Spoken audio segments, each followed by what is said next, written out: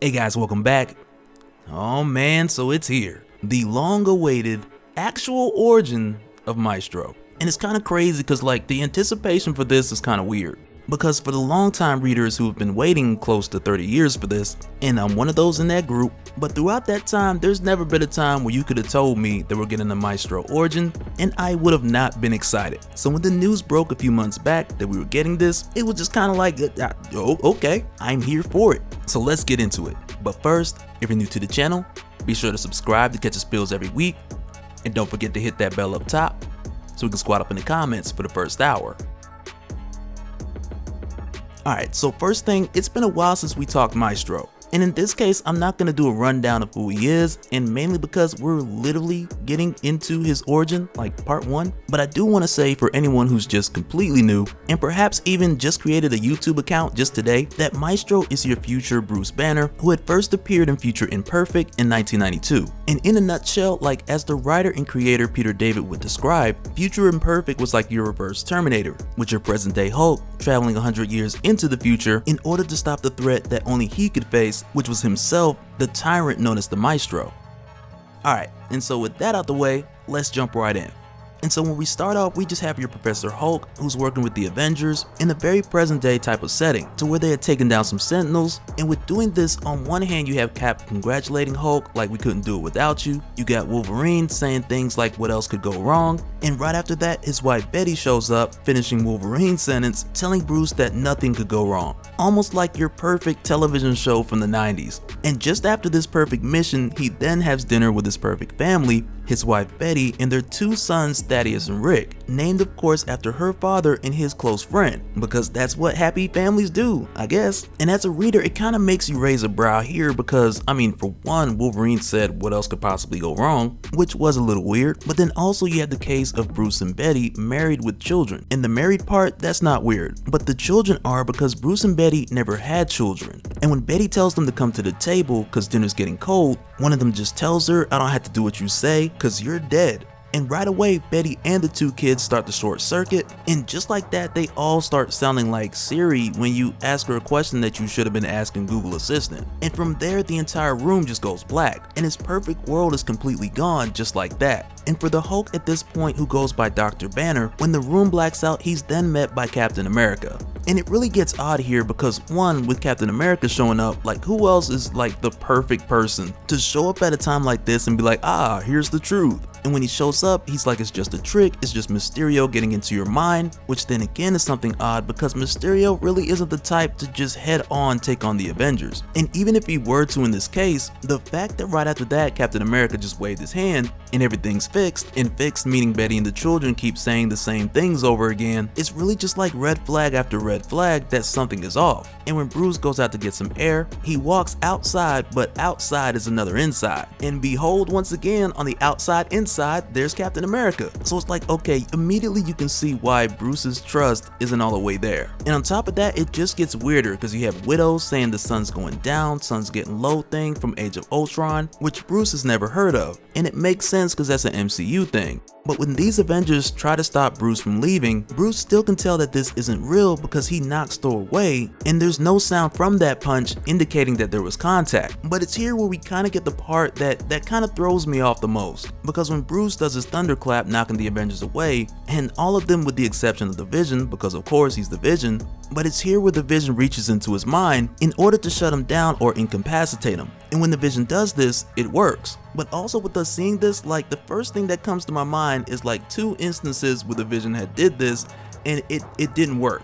It went badly for the Vision. And granted, in both of these cases, these are different versions of the Hulk, because in this first example, you have your Savage Hulk, who at this point in time was separated from Bruce, back around your Incredible Hulk issue 130-ish, and at that time the Vision was consumed by the Hulk's mind in his rage, which could be different because this is more of your Professor Hulk. And the second time that comes to mind, you guys may have guessed, it was Avengers No Surrender, and at that time, of course, the Hulk was like, my turn, but of course the Hulk doesn't phase through objects, in case anybody didn't know. But fairly enough, I do believe that this was the Vision's method at one time, for calming down the Hulk, and when he does it here in this instance, it does work. And this time Bruce actually wakes up with a full beard, long hair, to where he realizes he was tethered into this augmented reality of which he must have been in for a long time with all of his hair having grown so long, which draws a huge contrast from any of the perfect worlds that he had just seen. And on top of that, it also hints that he's been in there for some time. And when he gets out, he trips an alarm and then he notices a woman and a child, and the child looks just like his son Rick. And immediately he just assumes that his son's being held here as well, so he just picks him up and tries to save him. And here's the crazy thing, because for one, the child starts kicking and screaming,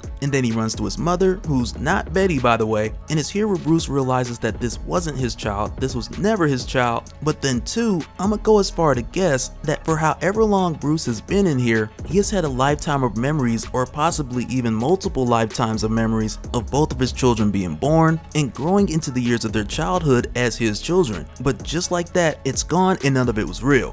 But it's not long after that when he's then approached by what appears to be a group of AIM soldiers, and it's really in this moment to where, like, for the first time he's been able to make sense of something, because this would make more sense with him being captured by AIM rather than all the false realities that he's seen prior to this point. Because really, all the way up until now, Bruce has been free falling through a lot of abrupt, devastating ideals, only for each one to crumble in his hands one after the other. So it's like now in this moment where he's like, oh, I've been captured by AIM, I can just punch my way out of it. And really, like, it's here where a little bit of confidence starts to build back up in him for the first time in a little while. But that confidence isn't long lasted, because when he tests them, they then hit him with these highly advanced guns, which then hit him with these rays to where he's like, okay, well, that actually hurt. But also when this happens, it kind of has him thinking, like, these weapons are way more advanced than anything he's experienced before. And as soon as he notices that he starts to black out from them constantly hitting him, he then punches a hole through the floor just to get away. And when he gets to that lower level, it's there where he sees others in suspended animation, much like he was. And amongst those that he sees, there's Vapor, who's one of the members of the UFOs, which was practically a group who tried to recreate the incident which gave the Fantastic Four their powers. But when they did it, of course, their powers were a little different. And then there's the Abomination, whose origin's pretty similar, but in his case, of course, it was trying to be the Hulk. But with seeing them there, this just strikes more questions for Bruce, because now it's like, why does AIM have them locked up here too? Which yet again, just yet isn't landing or making a lot of sense. But right after that, these AIM guards, they show right back up, but Bruce can't get to them because they put up a force field, which then is followed by a red beam, but this time it's MODOK. And so prior to this point, we've been teased a bit as far as this story and MODOK having some part in it. And really, it's like seeing this in context, it's kind of interesting, because around this whole Maestro story, we're getting MCU references, and now MODOK, who almost was in Agents of S.H.I.E.L.D., but he was pulled from there because he's like getting his own animated series. And then on top of that, he's the big villain in the Avengers game. And it really has me thinking, like, with MODOK being pulled from Agents of S.H.I.E.L.D., which at this point, Agents of S.H.I.E.L.D., it's a wrap, but he was greenlit for the TV show and the Avengers game who knows how many years ago. And really, it's like moves like that just show you, like, they're only putting MODOK into properties of which they're heavily invested in moving forward. And with us seeing him here in Maestro's origin, which is an origin that hasn't been bothered with in nearly 30 years, and it really feels like a super bolded, double underlined tease that they're doing something with Maestro at some point in the near future. And I'm gonna tell you right now, I'm all for it. But when MODOK shows up here and Bruce asks, like, where's Betty, where's Rick Jones? And MODOK tells him that they're dead, and that they've been dead for a long time. Initially, Bruce thinks that this was MODOK's doing, but MODOK lets him know that it wasn't him. And if it were and he meant anything malicious towards Bruce, he would have left that force field up, but he didn't. And on top of that, at this point, MODOK, he has nothing to lose, because the clock's ticking for him anyway with his old age and his doomsday chair, which got a lot of miles on it. But it's also here where Bruce asks MODOK, like, who did this? Like, who was it that took everyone out? And MODOK tells him they did. And of course Bruce is like, they who? And MODOK tells him it was the Great They, which in other words he describes as World War III. But overall, in like the whole category of they, or the Great They, MODOK's referring to the world leaders, the world governments, because when nuclear terrorists attacked both the United States and Moscow, they then hacked both countries' security to make them think it was the other, to where that incident alone took out 60% of the world's population, and in addition left many others dying from radiation poisoning. But then on top of that, you had like this cultist group who believed that this attack was like the end of an era, and that this genocide was meant to be the end of mankind, so they took it upon themselves to finish the job. And I can't help but say, like, with seeing this, it really reminds me a lot of Al Ewing's Immortal Hulk, because it's like these course of events is exactly what the Devil Hulk was trying to stop. And that's why in that series we had seen Bruce Banner declare war against the world. And that's really much of what we see here, because when Bruce goes outside and he sees for himself that all of this is actually true, it's here where he then sees, like, if you leave it to mankind, like, it isn't but a matter of time before they destroy themselves, rather than some other world threat.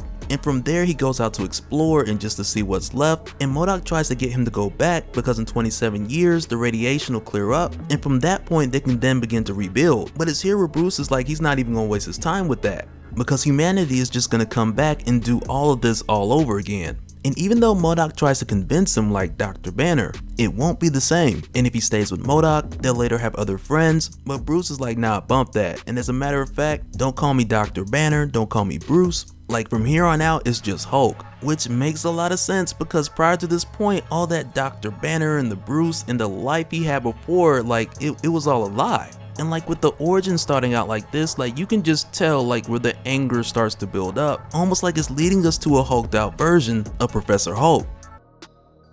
Alright, so when we jump back in, we're literally moments after where we had seen the Hulk part ways with MODOK. And with the way this is done, it's like you really can't blame him. And especially with the fake dream sequence, the fake family, the fake Avengers, like the Hulk is fresh out of the realm of Fugazi. But on top of waking up from this life that he found out that wasn't real, it's not like he wakes up in a world that's not that bad, but rather he wakes up in a world that's a nightmare. And with us seeing him sitting here like going through his thoughts, from him wishing that MODOK was lying, but then really coming to the conclusion that humanity had just did this to themselves. But it's also here where I feel like Peter David is taking another one of his great stories and very much infusing it into Maestro's origin. And even just 2 issues in, I feel like there's a number of places where this comparison can be made, both with 2020 Maestro and 2002 Hulk The End. And with the exception that in that case, like nobody survived. Like humanity was done. But with the way that Peter David continues our journey with Maestro, there are a number of similarities which I will be referring back to, just giving you a heads up. But also with the Hulk going his own way and leaving from MODOK, he then travels the world to different locations like the Hoover Dam, and later on he even makes his way to Vegas. And when he visits these different locations, he then thinks about the time that he has spent there. Like in Vegas, for example, as Mr. Fix-It or Joe Fix-It, but he just looks at the condition that Vegas is in now, at this point nearly 100 years in the future, and he just thinks to himself like, Mr. Fix-It could not fix this. Which again is another moment that gives us those Hulk The End vibes. Though in that case, Peter David very much took the approach of telling the story of Banner, with him exploring the world and reflecting on the different locations and how he had changed, with where Banner was at certain points in his life, and the voice of the Hulk in that story just in the background, expressing his resentment for Banner. But it's like now, with Maestro, it's the Hulk who's taking this journey. And it's like this time around, we see the Hulk in his journey with his pain, his resentment, and when he sees what mankind has done to themselves and to the world, it's then where it's like it's not only mankind brought their own destruction by destroying the majority of themselves, but then there's like the innocent wildlife who had nothing to do with it, but even still they had to succumb to the same fate. But with the Hulk continuing to jump around and travel around, we see him make his way to the nation's capital. And while he's there giving Abraham Lincoln a hard time, he hears some footsteps in the distance, to whom he finds out it's a little kid with an oxygen mask running around. And for the Hulk, he sees this as a good thing, because like for one, it's a sign of life. Because from what MODOK told him, there are survivors still lingering around, but even MODOK's unaware of how few or how many people are still out there. But in the case of the Hulk, he does see this little kid run away and climb his way into this little trap door. And in the case of the Hulk, who's looking to find some sign of life, to him this is a sign of hope, because this kid has got to lead him to some other survivors, of whom at this point the Hulk is desperate to find. Which is super intriguing, because for the longest time, like your Savage Hulk, and like many years ago when the Hulk was way more simple, but for the longest time, like the thing that fueled the Hulk's anger, it had mainly stemmed from the point that he wanted to be left alone. And for years, nearly every time we'd see Banner Hulk out, "Leave me alone" was pretty much the Hulk's tagline. But as ironic as it is, when the Hulk actually gets left alone, like Peter David shows us once again, like that ain't what he wants. Like the Hulk doesn't want to be left alone. And it's like Banner didn't truly want that, and neither does the Hulk. But when the Hulk follows that kid down into that trap door, like first off, like this reminds me of this game that used to be on Game Gear, and it was an Incredible Hulk game that looked very much like this panel. And I'm not sure if this is like an intentional nod, but either way I appreciate it because as soon as I read this, my mind went back to Sega Game Gear. Good times, like I used to play that game every night till I passed out. But it's here when the Hulk climbs to the bottom and he goes through this tunnelway, where he's met by a group with flashlights and guns, and at this point in no way does he feel threatened because he knows these guys aren't AIM, because he does remember waking up and AIM having the guns that hurt. But it's here where the Hulk comes to find out that these guys are being led by Machine Man, to whom by design it makes sense that he's still alive and still here, or better yet, rather than alive, still operational. And when he sees the Hulk, he recognizes him and he tells him, hey, just call me Aaron, welcome to the bunker. But just for a little bit of quick history on Machine Man, because I don't believe we talked about him yet. But in the case of Machine Man, he had first appeared in 1977's 2001 Space Odyssey, and at the time he was constructed as like the 51st model of his kind, but he was the product of a government project to where Dr. Abel Stack was trying to create an android that could perform as a soldier but make human-like decisions, which never goes well. And this was one of those circumstances to where like the first 50, they exhibited psychotic behavior, but Dr. Abel Stack was like, nah, 51, this one's gonna be different. And so then usually to where if they went off the rails, they had this explosive in their back that would go off, but in the case of X-51, with him having his removed, he was then given the opportunity to explore his free will, live, and evolve. And through the years, that exploration went a number of ways,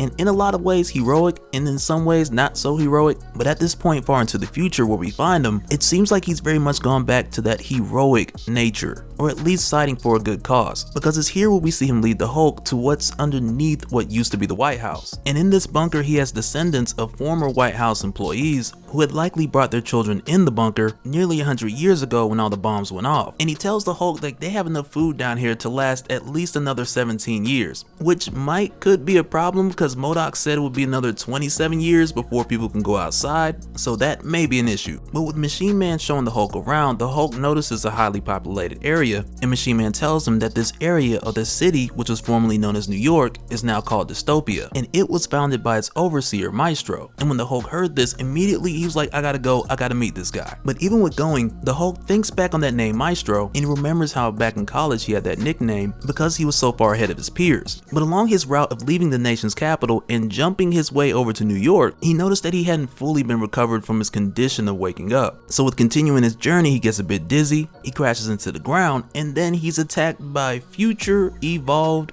cockroaches, and they are huge, and you know they huge when they huge to the Hulk. But once again, this is another one of those moments which Peter David pulls from his 2002 Hulk The End, where at the time the Hulk would crush 10 and 100 more would come after. But I want to say at the time, like, those bugs had like plastic wings, like they were super tough, and like they had literally ate the Hulk down to the bristle. But in this instance that just wasn't the case, because some people passing by use a sonic wave gun and they're able to chase the bugs off of him. But with the Hulk still being in this state of recovery on top of being attacked by all these bugs, and then after that being hit with a sonic cannon, at that point he just passes out. But among these people that find him, their leader, his name is Boz, like B-O-Z, Boz, and without the T. And when we see him here, it's much like in the future Imperfect storyline, where we see him as the leader of the Wasteland Survivalists. But it's interesting that during this time here, we notice that the Hulk introduced himself to Boz as Bruce, even though not long ago with MODOK, he had told him that he's no longer Dr. Banner, just call him Hulk. And even with him making his way out here and thinking over that name Maestro and how he had went by Maestro back in college, it really teases for us this searching of identity that's going on within him, to where one, the Hulk's trying to figure out who he is now in this world or how he'll choose to adapt and live in it, but also possibly teasing the idea that he may know who this Maestro is. But it's here where Boz points off to the distance and he shows the Hulk the dystopia that he's been looking for, and Boz lets him know that's where the Maestro is, and they say that he's God. And the Hulk is like, oh yeah, I definitely gotta meet this guy now. But then it's also here where we jump over to Rick Jones.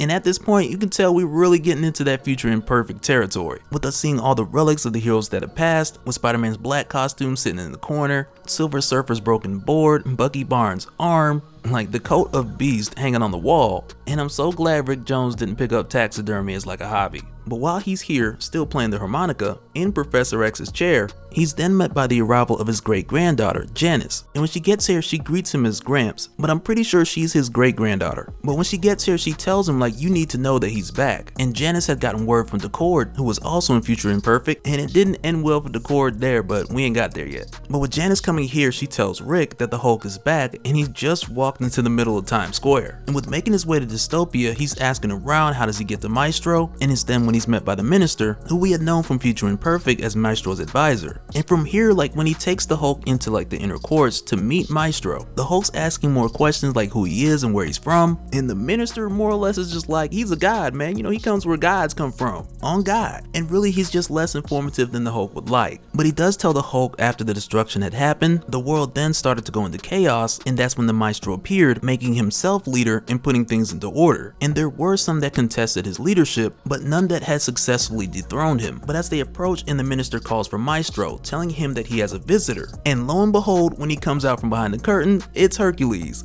which very much does explain the description of everyone saying that he's a god, and to be technical, demigod, but you know, I ain't trying to throw no shade. But for the generations living here, like he's the strongest there is, at least until he isn't.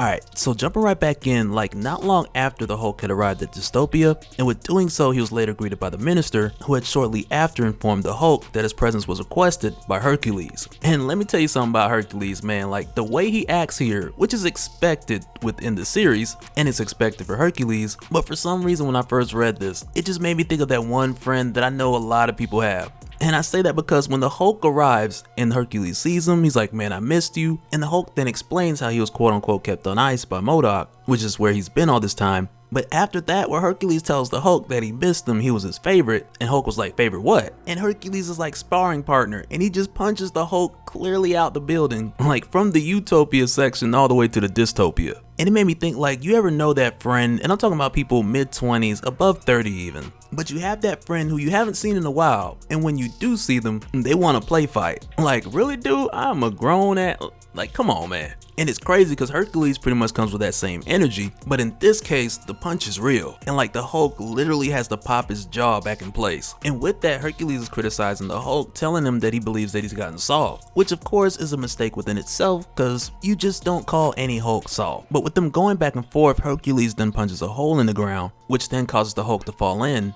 And when he does, he runs into Piz in the court and like, okay, wait a minute. So now, for the longest time, I've been pronouncing this guy's name Piz, you know, P-I-Z-F-I-Z. And I've always wondered, like, am I saying it right? But either way, the Cord we have seen, like, in the previous issues, or at least she had been mentioned by Rick's daughter, Janice.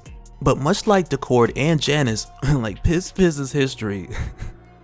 Like, he was the one who went back in time and got the younger Hulk to face off with Maestro. Like, at the time, I think it was him and Janice. But later on, he was then arrested by the dystopian police and then killed in captivity by Maestro. So it's pretty crazy seeing him here with the Cord, who are making their way to the Hulk to tell him that Rick Jones wants to see him. Which for the Hulk, this is like the best thing he's heard since he really woke up, like, for real, for real. So with hearing that, he then leaves with the Cord so that he can finally reunite with his longtime friend. Which then, of course, leaves Hercules hanging and likely assuming that the Hulk had wimped out. But with the Hulk finally seeing Rick after all this time, they begin to catch up, and Hulk also meets Rick's granddaughter Janice. But also while they're having this conversation, Rick mentions that he's come to find out that the Hulk has finally met Hercules, who now goes by Maestro. And initially, like, the Hulk has his assumptions like, what if Hercules really isn't himself? Which from the Hulk's perspective, it's a plausible theory. Like perhaps he's a Skrull or being mind controlled. Like from his perspective, those explanations will make more sense. But then Rick tells them like, no, that's definitely him. Just that at this point, times have changed and so is he. And all Hercules really cares about now is women and partying, without any real consideration for the ordinary people who are just trying to survive after all that's happened. And really it's here where you see everything that the Hulk had been thinking up to this point, like line up with Maestro's ideals. And I mean at least the latter part, like the women and the partying, I'm sure he'll get there. And I mean like we know he gets there. But then it's here where he flips because he's like ordinary people, like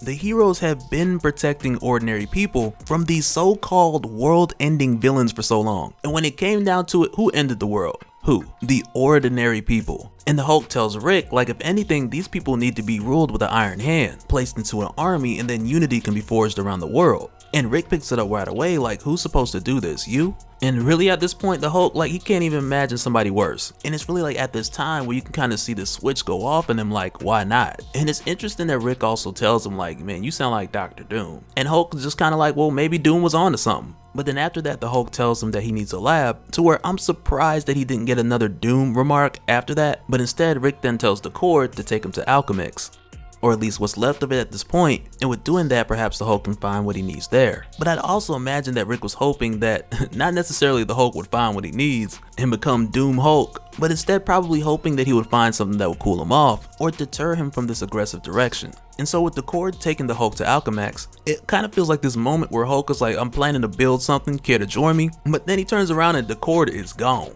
And it's kind of funny to me because like, I don't blame her. Like, you ain't finna go Doc Green around me.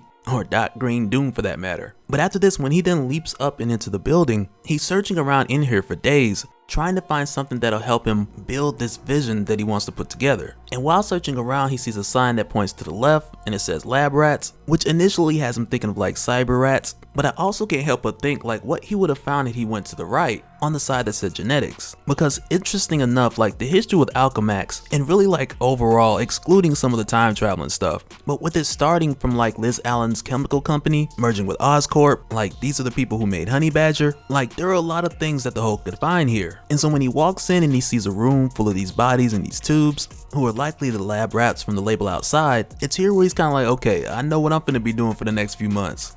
But then after this, we jump back to Hercules, who's then approached by the minister, and I keep calling him Hercules, like it just don't feel right calling him Maestro. And aside from that, I kind of got a feeling he ain't gonna be called Maestro for long, so there's that. But when the minister tells him like with a real nonchalant tone, like, well, I guess you didn't want to see the Hulk anyway. But when he tells him that, he just drops the girl and makes his way out to go see the Hulk. But like the look on Hercules' face, man, like it's just like the dude who's walking with his girl and he turns around looking at another girl. Like I'm sure you guys have seen the meme that I'm talking about. And it'll probably be on my Discord at some point after this video goes up, so link below. But after this, when Hercules makes his way down to like your downtown dystopia, the Hulk is already there and he's giving a speech. And it's like when the Hulk is giving this speech, like for me, I try to put my mind inside of the people like hearing this for the first time. Because it's like the way the speech starts out and the Hulk mentions ordinary, which is the label that the people have been given. And he lets them know it's a label given by people who think they're better. But it's the ordinary people who do great things. Ordinary people have created vaccines, put a man on the moon. Like ordinary people saw not only like the world for what it was, but they also saw through that and saw what could be. And it's a great beginning of a speech. But then this is where he loses them. Because then when he tells them that the ordinary people only became extraordinary because their leaders tell them where to go and what to do. And the Hulk lets him know, like, I am that leader that's gonna tell you exactly what that is. And after this, with showing them what usually is considered like a show of good faith, like he gives them a glimpse of what he can provide for them as a people. And when he points and turns, kind of like, behold, there is like a bunch of huge mechanical Wolverine Ultron faced dogs, of which he calls the Dogs of War. And I'm pretty sure prior to this point, Dogs of War was like a Roxxon thing, but I don't see Dario Agger nowhere around, so Hulk's pretty much taking that. But then also the Hulk's vision is for the dogs to do the fighting, and it's only the people's job to clean up after them, and likely handle maintenance as well. But also with showing them this, the Hulk is like, we're going beyond the city, like we're gonna take the whole country and build it up better than it's ever been seen before. And after saying that, he's like, who's with me?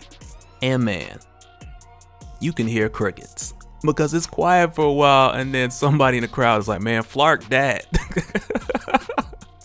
Like these people's like, you got me flarked up, bro. Like the flark is he thinking? Flark wrong with you. But it's kind of cool that like where the Hulk is standing, there's a sign that says Maestro is watching. And just above the sign, we see Hercules on his way. Still ain't calling him Maestro. But then it's here where the Hulk is like, you know what? Flark everything I just said. And he sends the Dogs of War down to tear up the people. And really like it just ends there. But even with Hercules coming, like I don't know if he's gonna help these people. And I mean, he probably wants to fight the Dogs of War like just as a challenge, but much like the Hulk, he doesn't care about ordinary people. And at most, he wants the challenge of defeating the Dogs of War just to have a story to tell, but then also wanting to fight the Hulk even the more for now wanting to step up and take his spot. And this is kind of the time in the video where I'll be like, okay, we'll see where it goes, but we know where it goes. And I gotta say, like, Peter David is doing a stupendous job of telling the story that he's already given us the ending to, but even still with doing so, it's like you feel like I gotta see what happens next. Alright, so in our last talk, we had seen Bruce make this announcement to the people of Dystopia after having that heated discussion with Rick Jones to where he had came to the conclusion that people needed to be ruled. And I do want to say that I'm referring to the Hulk as Bruce mainly because it's Bruce's conscious mind which is at the forefront, who on one hand was deceived by MODOK, but then on the other hand happy to see Rick Jones. And because of everything that he's experienced, this is the new solution that he's come to after so many years of seeing nothing else work. But with him proposing this idea to the people and coming at them with the whole idea of the dogs of war, of course they didn't take it so well. Like in any reality, like who would just stand there, look at this dude and be like, oh hey, that's a good idea? With the exception of something you might see on Rick and Morty. And I just started watching that show, like it is nuts. But with Bruce proposing his idea and the people not feeling it, like we had seen, he set the dogs of war on the people, but fortunately Hercules showed up in time to prevent some of these people from getting eaten alive, but then also accept Bruce's challenge, if you will. And initially when Hercules gets there, he's tearing the dogs of war to pieces like it's nothing. And while he's doing this, like he's telling Bruce like, hey buddy, I'm a little disappointed. And even to the point where Hercules expressed that it was tragic how much he had overestimated Bruce prior to this point. And because of that, like when he tells Bruce to come down and like give me the best you got, Bruce then jumps from his platform and he does exactly that. But when he jumped down to punch Hercules, like in this moment it didn't play out like he wanted it to, man. And like I can't help but in my mind to hear this play out anyway, but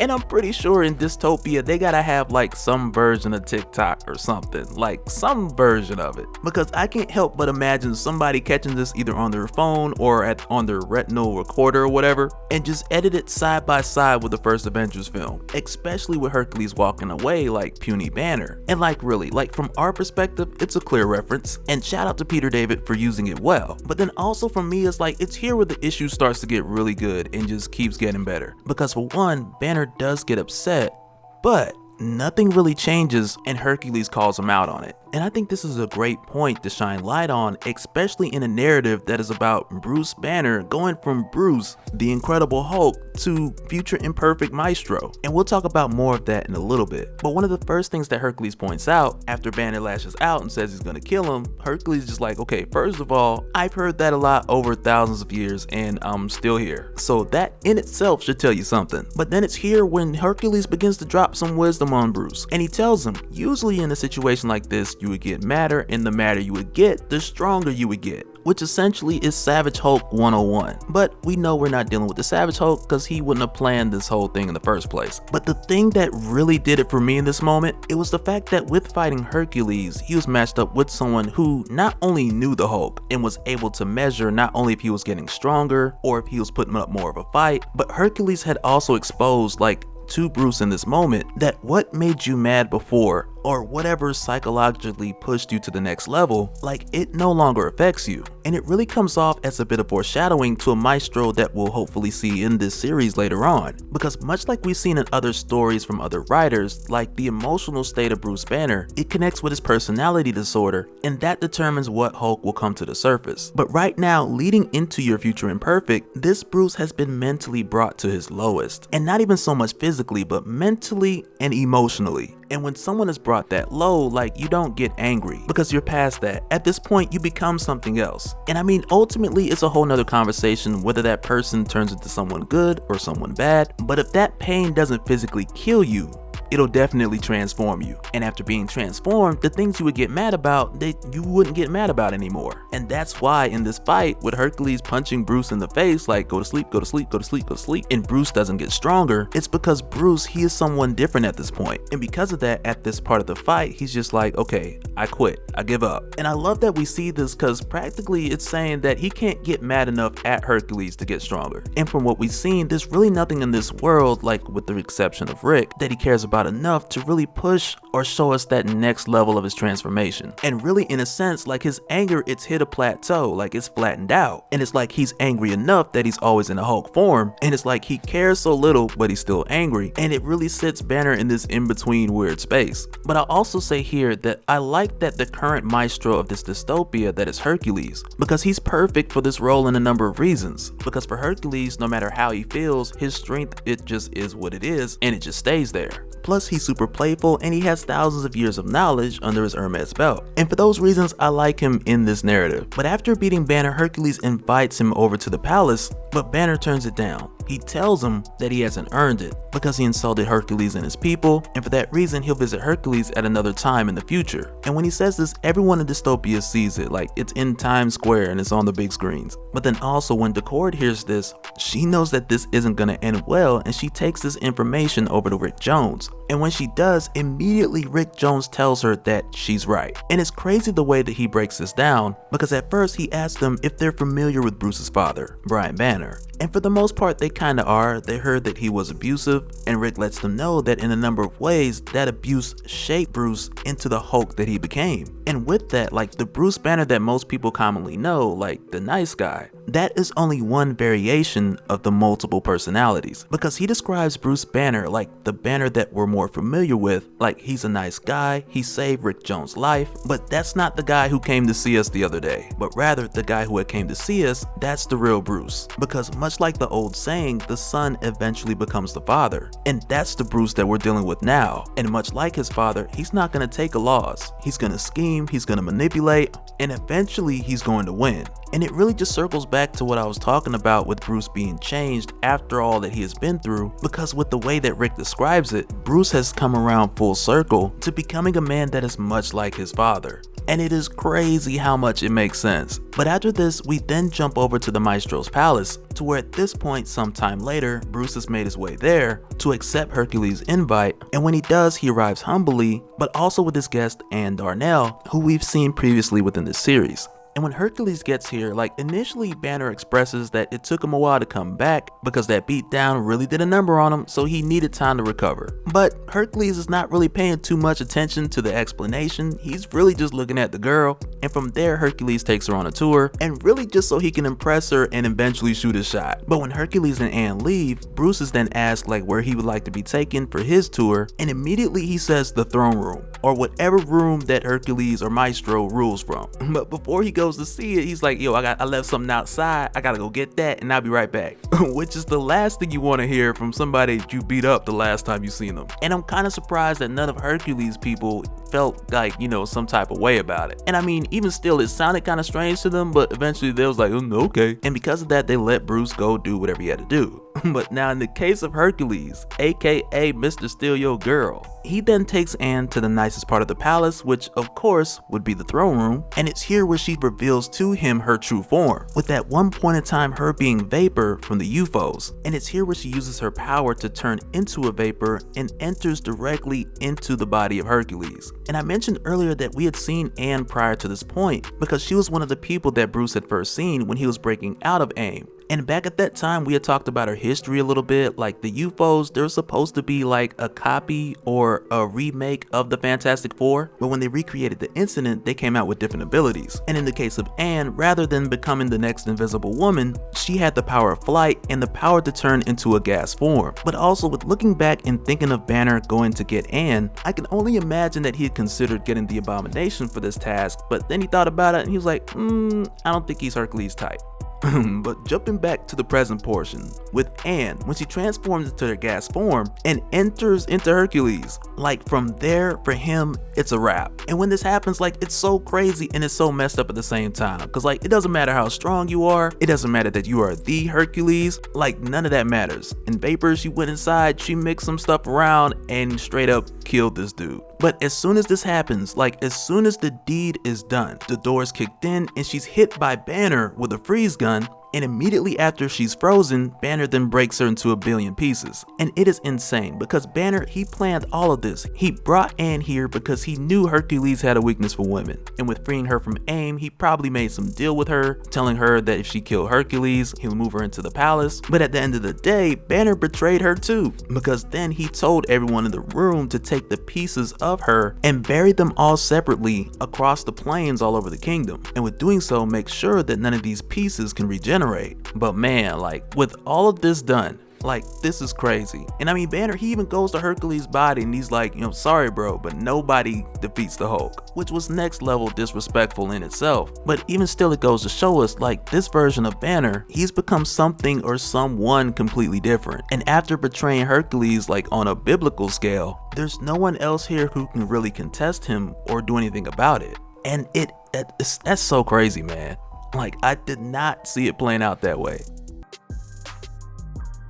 Alright, so in our last talk we left off with the shocking surprise of the Hulk using vapor to seduce and kill Hercules, which was kind of the perfect setup because the Hulk knew that once Hercules had seen her, he was gonna then try to get her alone, which then was the perfect staging because this way it was out of the sight of the people of Dystopia. And in the case of Vapor, he quickly got rid of her as soon as it was done, with freezing her, shattering her to a bunch of pieces, and just spreading her remains around the outer parts of the city, seemingly effectively taking care of any loose ends as far as her coming back. But with the Hulk doing this, he then gives their Hercules, or their Maestro, a leader or a king's farewell, and he intentionally does this part publicly, because with doing this and showing the people that their Maestro or their leader is dead, he then knows that he immediately has their attention as an audience to more or less talk them into the "well, I guess I'll just take over from here" kind of speech, regardless of it being too soon or anything. But when he does this, and he makes it very theatrical of course, like burning Hercules at the stake, like he went for the whole visual. But when he does this, he tells the people like, well, okay, the king's dead, time to move on. And with moving on, I'm gonna lead you to wherever you're moving on to. Like he was real slick with it, got straight to the point. But with doing this, there was then this one guy who was kind of just like, wait, hold on a minute, wait a minute. Like, I hear what you're saying about the whole leadership thing, you're not wrong, but why should it be you? Like, shouldn't we take a vote or something? Like, shouldn't there be an election? And while this is happening, like Rick and his granddaughter are watching with what appears to be some of Peter Parker's old surveillance tech, and when they see this dude step up and say this, they're like, okay, yeah, he gonna die. Because I'm telling you, like right when this dude said this, like the look in the Hulk's eyes, like it's a moment within itself. Because after that one guy spoke up, another person and another one stepped up like, yeah, he's right, yeah, we should. And for a brief moment the Hulk is quiet. Like I could imagine for that moment him thinking like, you motherfucker, you just had to say something. Because had that one dude not started like the snowball effect of people second guessing him, the Hulk might have just eased his way up to the throne. But now with the people, not just one guy, but the people suggesting an election, at first the Hulk is like, okay, yeah, an election like y'all did with Maestro, which is kind of a good point because when Hercules came down to save the people, there wasn't an election. He just kind of just stepped into rule. And I mean, first the help, then the rule. But even still, it was different with Hercules because he didn't put the people in this position to need saving. But the Hulk, he doesn't want to go through all them details. He's just like, you know what, take it up with my dogs. Where my dogs at? And he sends the dogs of war after these people who challenge him at taking the seat of Maestro. And when it happens, like I believe just the first dude who spoke up got chomped down, which is kind of messed up. But as soon as this happens, like before the dogs of war can get to tearing all these people to pieces, the Cord then steps in using a laser cannon which she had brought from Rick's collection that was originally designed by Forge to kill the Hulk. And when this happens, like I know it's bad probably that I'm saying this, but she wasted her first shot. Like she should have used that first shot and just shot the Hulk. And I'm pretty sure there's gonna be all kind of opinions in the comments, but I don't care because when she let out that first shot, she gave up her position, allowing the Hulk to punch the ground, shake things up, and just like that the opportunity's gone. But on the other hand, I get it because she saved lives taking out one of the dogs of war, but even still it's like you could have just shot the Hulk. Opportunity missed, and eventually down the line we know she's gonna pay for it. But when this happens, the Hulk, he then recognizes the Cord, and when he sees her, immediately he just thinks like, oh, Rick Jones sent you to kill me, huh? Which is a conclusion he draws solely just off of seeing her and knowing who her allegiance is with, because Rick gave the order for Janice to bring the Cord back, and little did he know that the Cord was out there with the Hulk killer gun. But that's not even it, because before the Hulk even gets a chance to retaliate, he hears the name Banner screamed on his 6, and he turns around and it's Hercules, back from the dead, burning with vengeance, and not like a spirit of vengeance, but I mean kind of like a spirit of vengeance, just minus Mephisto and Zarathos. But in this case, when Hercules comes back, he tells the Hulk that Hades is doing him a favor by allowing him to come back from the dead in order to seek his vengeance. And when this happens, you can just cue the oh no meme music, because the look on the Hulk's face just says it all. Because it's not only just the fact of Hercules coming back from the dead, which within itself is not something to be brushed over, because that's no small feat within itself. But then you add on top of it, like the Hulk could not beat Hercules the last time they fought, so it's like, how are you gonna kill kill this guy again now in front of all these people, to where once again in front of all these people Hercules is telling everything, and not so much like in a way that he's saying it so everybody can hear. It's more so like he's talking and this dude on fire, let's listen. But while he's slapping the Hulk around and just destroying the dog's war, he lets the Hulk know like you're gonna pay for what you did, with sending in Vapor to kill him because he couldn't do it himself. And Hercules even tells him like, man, I thought better of you. And I ain't gonna front, like when he said that I was like, dang Hulk, you ain't feel that, because he more or less saying that you ain't the man that you used to be. But even at the same time, really, with the Hulk that Banner has become at this point, he's just really come to the place to where he really just justifies the means with the end. And even still, he doesn't take too kindly to being called a coward, but even still, most of that other man I used to be talk, he could care less about, just as long as he gets to the ending or that win or that victory that he has his eyes set on. But even with him fighting against Hercules here, he's still outmatched as far as strength, because the Hulk that he's become at this stage is just no comparison for Hercules. And because of that, Hercules dominates once again and he goes for the killing blow, but he's then shot in the back by the Hulk killer gun, which effectively kills Hercules, sending him right back to Hades. And I'm pretty sure when he got there, Hades was like, hey man, you get that vengeance, bro? And Hercules was like, nah man, send me back. And Hades was like, nope, that's a one and done. But then it's quickly that we find out that it was the minister who had shot Hercules. And he tells Banner like, look, I didn't like that guy no way, which was kind of expected from the minister because we knew he was going to side with the Hulk eventually. But with the way it was executed like here and now, and the minister performing the kill shot on Hercules, like that was extremely unexpected. But at the same time, if he didn't do it, the story might have just ended here. But it didn't, and since the Hulk is still alive, he then makes it very clear that he's going for Rick Jones next. And when he leaves there and goes directly to Rick Jones, like Rick Jones done clean up shop. And I'm telling you, like they moved all that stuff out of there so quick. Like it don't make no sense. But when the Hulk gets there, Rick then pops up on the screen and he kind of taunts Rick by asking him like, what, are you afraid to face me? And I like Rick's response because he's like, yeah.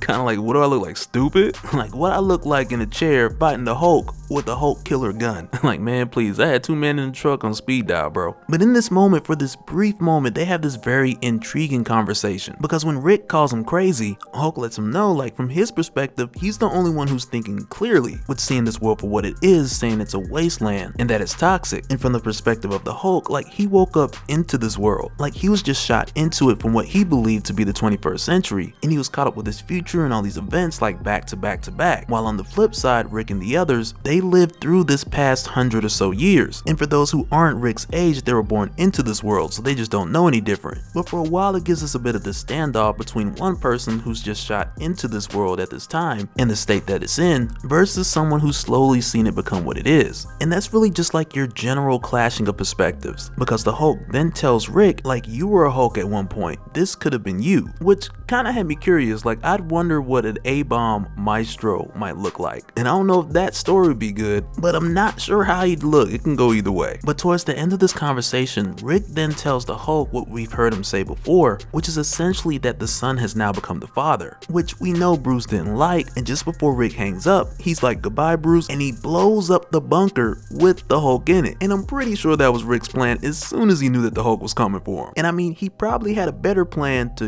shoot the Hulk with a Hulk killer gun as soon as he came down there, but somebody wasted that idea. And because of that, they just had to settle for a remote explosion. But right after this, when the Hulk climbs out of this hole and he's met by the minister, and the first thing the Hulk asks him, I'm like, was everybody up here okay? And I'm just thinking like, who? The people you tried to feed to the dogs of war? Because they're alright, actually, thanks. Like, they're actually okay. And like, as it turns out, they were just a safe distance from the blast radius, to where they escaped death once again. But for the Hulk, after climbing out of this crater to where the minister, he's like, let's get back to the castle, get situated. But then he asks him like, which name would you rather go by, either Banner or the Hulk? And he tells him here that he's outgrown both, and from this moment forward, he'll go by Maestro, because it's a good name and why let it go to waste? But even with that, like, it's kind of crazy, because had we been given a different story of how the Hulk got the name Maestro, and I mean, prior to this point, we did get the bit of the college background with him having that nickname in school, but I mean, had we gotten the story of the Hulk just saying, you know what, I'm gonna take over the world today, and just beat up Hercules, and it just took us on a sequence of everything just working out in his favor, like, I'll admit, like, that would have felt kind of weird. But instead, like with Peter David giving us the story to where a lot of things have not worked out in his favor. It really makes this whole journey sound like more of a truthful story, because there were so many layers that came into play as far as why he became this way, and then after acting upon it, like, a lot of things went wrong. But even still, and with help, he made his way to the throne.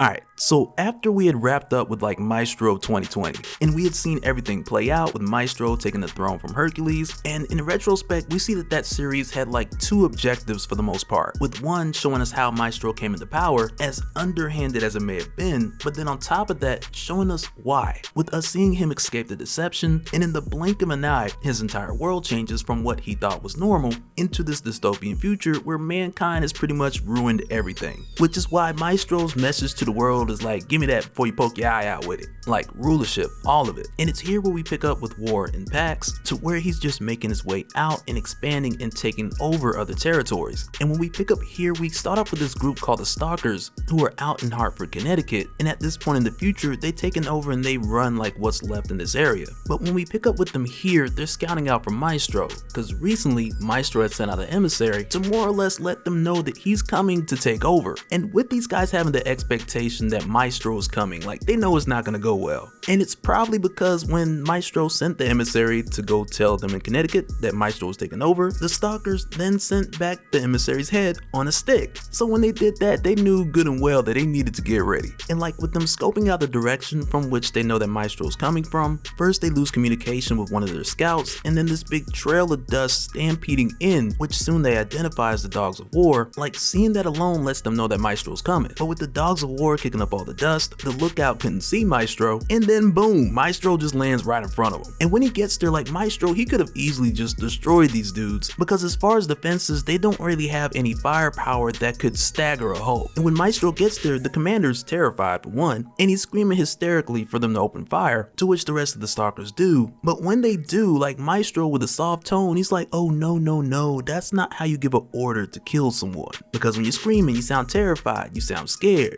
And from there, he just tells the Dogs of War, kill them, do it. And I mean, he didn't say the do it part, but I got some Palpatine vibes just then, I don't know why. But after this, he then checks in with like the pilots from the Dogs of War, and it's here where we see this is like kind of like where we get this breakdown of how he conquers these other territories, with first sending a messenger saying that he's going to take over, and then when that doesn't go well, he just goes over there and takes over. But then you also have the case of the Stalkers, to where they're more than just like a militant group, they're a community. And within that community, you got kids, to where some of which with their parents fell fighting against the Dogs of War. And with those kids that were left over, Maestro was kind of like, ease up, like we're not monsters. So he then went over to talk to the kids, in doing so kind of like, hey, I'm Maestro, but you can call me Bruce. And the kid's first response was like, hey man, did you kill your parents? And he told the kids like that his parents killed themselves by fighting against him. Like, he slick said that his parents killed themselves by fighting against him. But he offers them the opportunity to come with him back to dystopia, but they spit in his face, tell him go to hell. And after that, Maestro just goes to the pilot and he tells him, man, do whatever y'all was gonna do. And Maestro legit just had a bump them kids moment. And it's kind of like, man, like I don't even know who you are right now. But even with seeing that, it really just solidifies like what Rick Jones expressed with saying how far that banner had gone. And with Rick's speech of the son becoming the father, because it was more like something we would see Brian Banner do. But when Maestro gets back, he talks to the minister and he lets him know like he's come to the realization more or less to where he knows that he can't just approach people with just the idea of just taking over unless he offers it within a package that seems like it's something that the people had already wanted. And he gives the example of comparing it to JFK putting a man on the moon, which prior to nobody asked for, but 7 years after the announcement, it was done. And really just regardless of it being a race for the US to beat the Soviet Union, but rather Maestro's coming up with a way to take his own ideal and model after that focus and that determination, just to make the people believe that both him and them want the same thing. And the way that he says that this needs to be brought forth is through a political movement. But like as they go inside to discuss it further, the ladies come rushing towards him and he's like, not now. And I imagine like Uchiwali was on repeat and the DJ just took the needle off the record. And I bet like that's the song that Maestro wants playing every time he walks in. Like he has somebody in his palace that plays that song on repeat day and night. Or at least that's what I imagine is just playing all the time. But in this case, this time he just wasn't in the mood. But when Maestro mentioning that he wants to do this in the way of a political movement, initially the minister's like, wait, you want Democrats and Republicans, but then Maestro's like, nah, that's long dead, we need a new movement. And from there, Maestro tells the minister that he has the perfect name, with it being post-apocalyptic existence, being PAX for short. And from there, of course, the minister agrees, because what's he gonna do? But he tells Maestro then it at least has a ring to it, with Pax being the Latin word for peace. And in that way, with convincing people to get under his rule, now it's like they're swearing under an ideal than just to him. But even still, like if they say no, the other option is death. But at this point, the minister's not really sure as far as like where else they would take this, because the previous methods which Maestro had used, they had already used on the remaining Stalkers, and aside from the wasteland farmers, the minister really didn't know anyone else to go for. But then Maestro's like, nope, Washington DC, that's the next target. I went there, I seen the Machine Man, they got all kind of supplies and stuff we can use, like that is definitely the next target. And the minister's like, okay, cool. And he's like, who we sending this time to go out there? And Maestro just gives him this look like, it's funny you'd ask. But back over in Hartford, Connecticut, which like we seen earlier has totally been wasted, but at this time we see a drone flying over, taking a look at the aftermath, showing us at least that this has been brought to someone's attention. But over in Washington DC, the minister, he goes to speak to the Machine Man over at Haven, and he literally just strolls in like the same way that Maestro had inadvertently found. But of course the minister had made it so far and then he was escorted by security. But when he gets here, the Machine Man recognizes him from Dystopia, since he's been monitoring their activities from afar. But with seeing him here, Machine Man didn't necessarily know his name, so he's like, hey, what's your name? And the minister's like, the minister. And Machine Man's like, that's not a name, man. Like, my name is Aaron Stack, like, what is your name? And the minister just kind of stares at him for a second, he's like, Ralph. And he almost looked like it hurt to admit his actual name, like he swore on his life no one would ever know. And I guess that's what happens when you get fancy. You don't want a regular name, you just want to go by the minister. It's like, all right, Ralph. But after getting acquainted with Ralph, or the minister, and he makes it clear pretty early that he's representing Maestro. But with speaking to him further, Machine Man then takes him deeper into Haven towards the Central Hall. But at this point, the small talk's kind of over. And Machine Man asks him like, why are you actually here? And don't lie, because Machine Man's monitoring his vitals, so he'll pick it up if the minister is trying to be crafty with him. But the minister's pretty straightforward. He tells him like, Maestro's on his way, and he's coming to rule all of you guys. And Machine Man is kind of like, wait, what?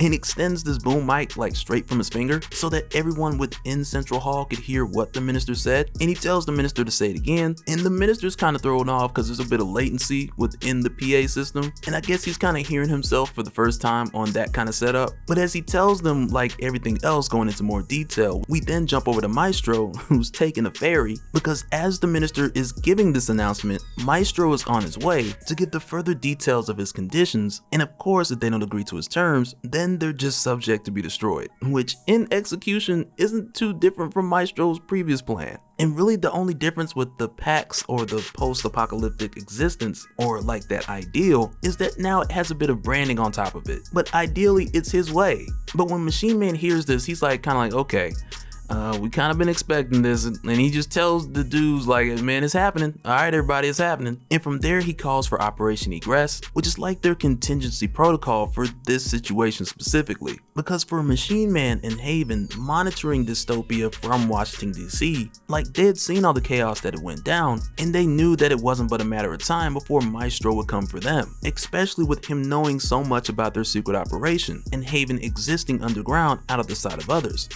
But then on top of this, we come to see that this has been brought to the attention of the Pantheon, who's like this group that's comprised of descendants of Agamemnon, and they're made aware of Maestro's actions by way of Delphi, who has the ability of precognition, as well as like other moderate abilities that most of these guys have. And when I say moderate abilities, I mean like moderate super strength, slow aging, or higher than average durability. But aside from that, you have members of the Pantheon whose gifts do stand out. But one of the more significant things about the Pantheon, at least from what I remember, because at this point we going back to the early 90s again, getting into the deep cuts, and it was either late 80s, early 90s, like somewhere around there. But one of the things that was pretty big with the Hulk around issue 379, and I do mean generally around because it goes much deeper like around issue 381, but at the time with us having like your newly formed Professor Hulk, he had soon encountered this group called the Pantheon, who had fought the Hulk and then taken him in, and at the time Professor Hulk, he more or less let it happen so that with them taking him in, he can learn more about them. But also within their facility, which was like under a mountain in Nevada, but even inside they had all sorts of advanced technologies that was well beyond the technology known at the time, or for back then what was present day. But on top of them having their powers in these advancements, they were also vegetarians and they had advanced weaponry. But with Professor Hulk going to meet them at this time, Agamemnon had requested that the Hulk would join them, and literally like the dude said, you need to join us and do something with your life. Because for the most part at the time, like their community or their thing was just avoiding disasters. Because for the most part they would just observe and find a way to work around it. But with the Hulk joining them, it would be like their solution to taking him off the streets or out of the world, which is where, from what they stated, is like where he's been doing the most damage. So with getting the Hulk to join, it was like their solution to stopping the destruction which the Hulk was inflicting on mankind. And as a result, Professor Hulk, he did stick around for a while, but it didn't go too well. But with the Pantheon also becoming aware, and I say also like aside from other cloaked figure, but when they become aware of Bruce's return, they meet up and they then have a discussion. But when they do, Atalanta, or just Lanta, she tells them that they're not gonna do anything. And her argument is that their focus is more so on saving the world rather than just stopping Bruce. But back over in DC, Maestro, he makes his way into Haven, and when he does, the minister's like, oh thank God. I thought my head was going to end up on a stake, and he gets out of there like super quick. But when Maestro gets here, Machine Man hits him with all kind of tricks, like the go-go gadget legs and the smoking mirrors or the smoking holograms. And to Maestro, like the different tricks, like they're kind of amusing, but even still, it's pretty obvious like this isn't one of those fights that Machine Man is going to win. Because with Machine Man, like all he really has is like all the convenient technologies that he needs like built in. And especially like in this form, none of which are insanely powerful, or at least not to your level of like Hulk busting ability. Cause like he's tough but not that tough. But as they're going back and forth, the minister, he's made his way out and he tells some of the troops like to stay and protect him because Maestro, like he'll be fine. But as it turns out, Machine Man had left Maestro to fight with a copy of himself because the plan wasn't to fight and defeat Maestro, but rather it was just to fight and distract him so that the Machine Man could evacuate everyone out of there and get them somewhere safe before his other copy, fighting the Maestro, had self-destructed.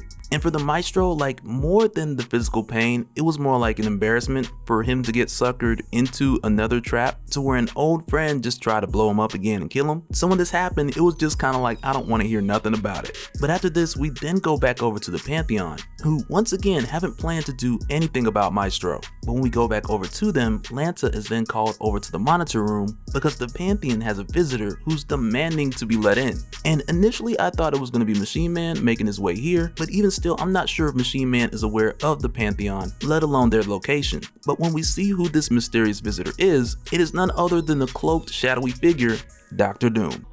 Alright, so when we jump back in, we pick up with like the cliffhanger, or better yet, the continuation from the cliffhanger.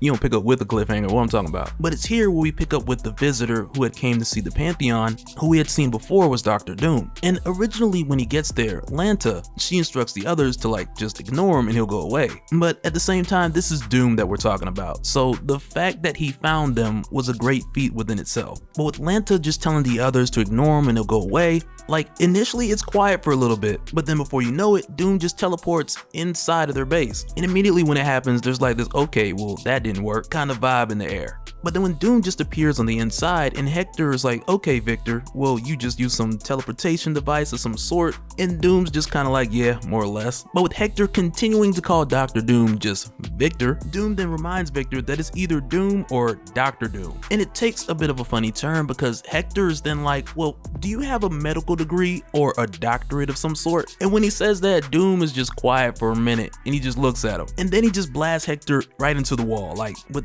Doom didn't come here for a fight, but he ain't come here to explain himself either. But even with this happening, Lanta then asks Doom like, what is it exactly that he wants? And he simply lets her know, just tea and chat, just reiterating that he simply just wants to talk. And so now moments later, once the tension has died down and Hector still in his feelings, but then it's here where Doom tells the Pantheon like, for one, how he's here and not like 150 years old. And he lets them know simply that he's made his way here through time travel. But then also with him expressing to the Pantheon that he's aware of their reputation and what they stand for and their core ideal of making the world a better place, much like what we talked about in the last video, because at least that's where the Pantheon's direction had started. And even at this point, they're still that type of team, but even still, like there are some events that have taken place recently, which we'll get into more in a little bit, which have caused more of an internal conflict within the team. But even still, we'll see a bit of that unfold as we move forward. But with Doom bringing up the whole idea of the Pantheon's mission of world betterment, and in a very forward way, more or less telling them that they suck at it,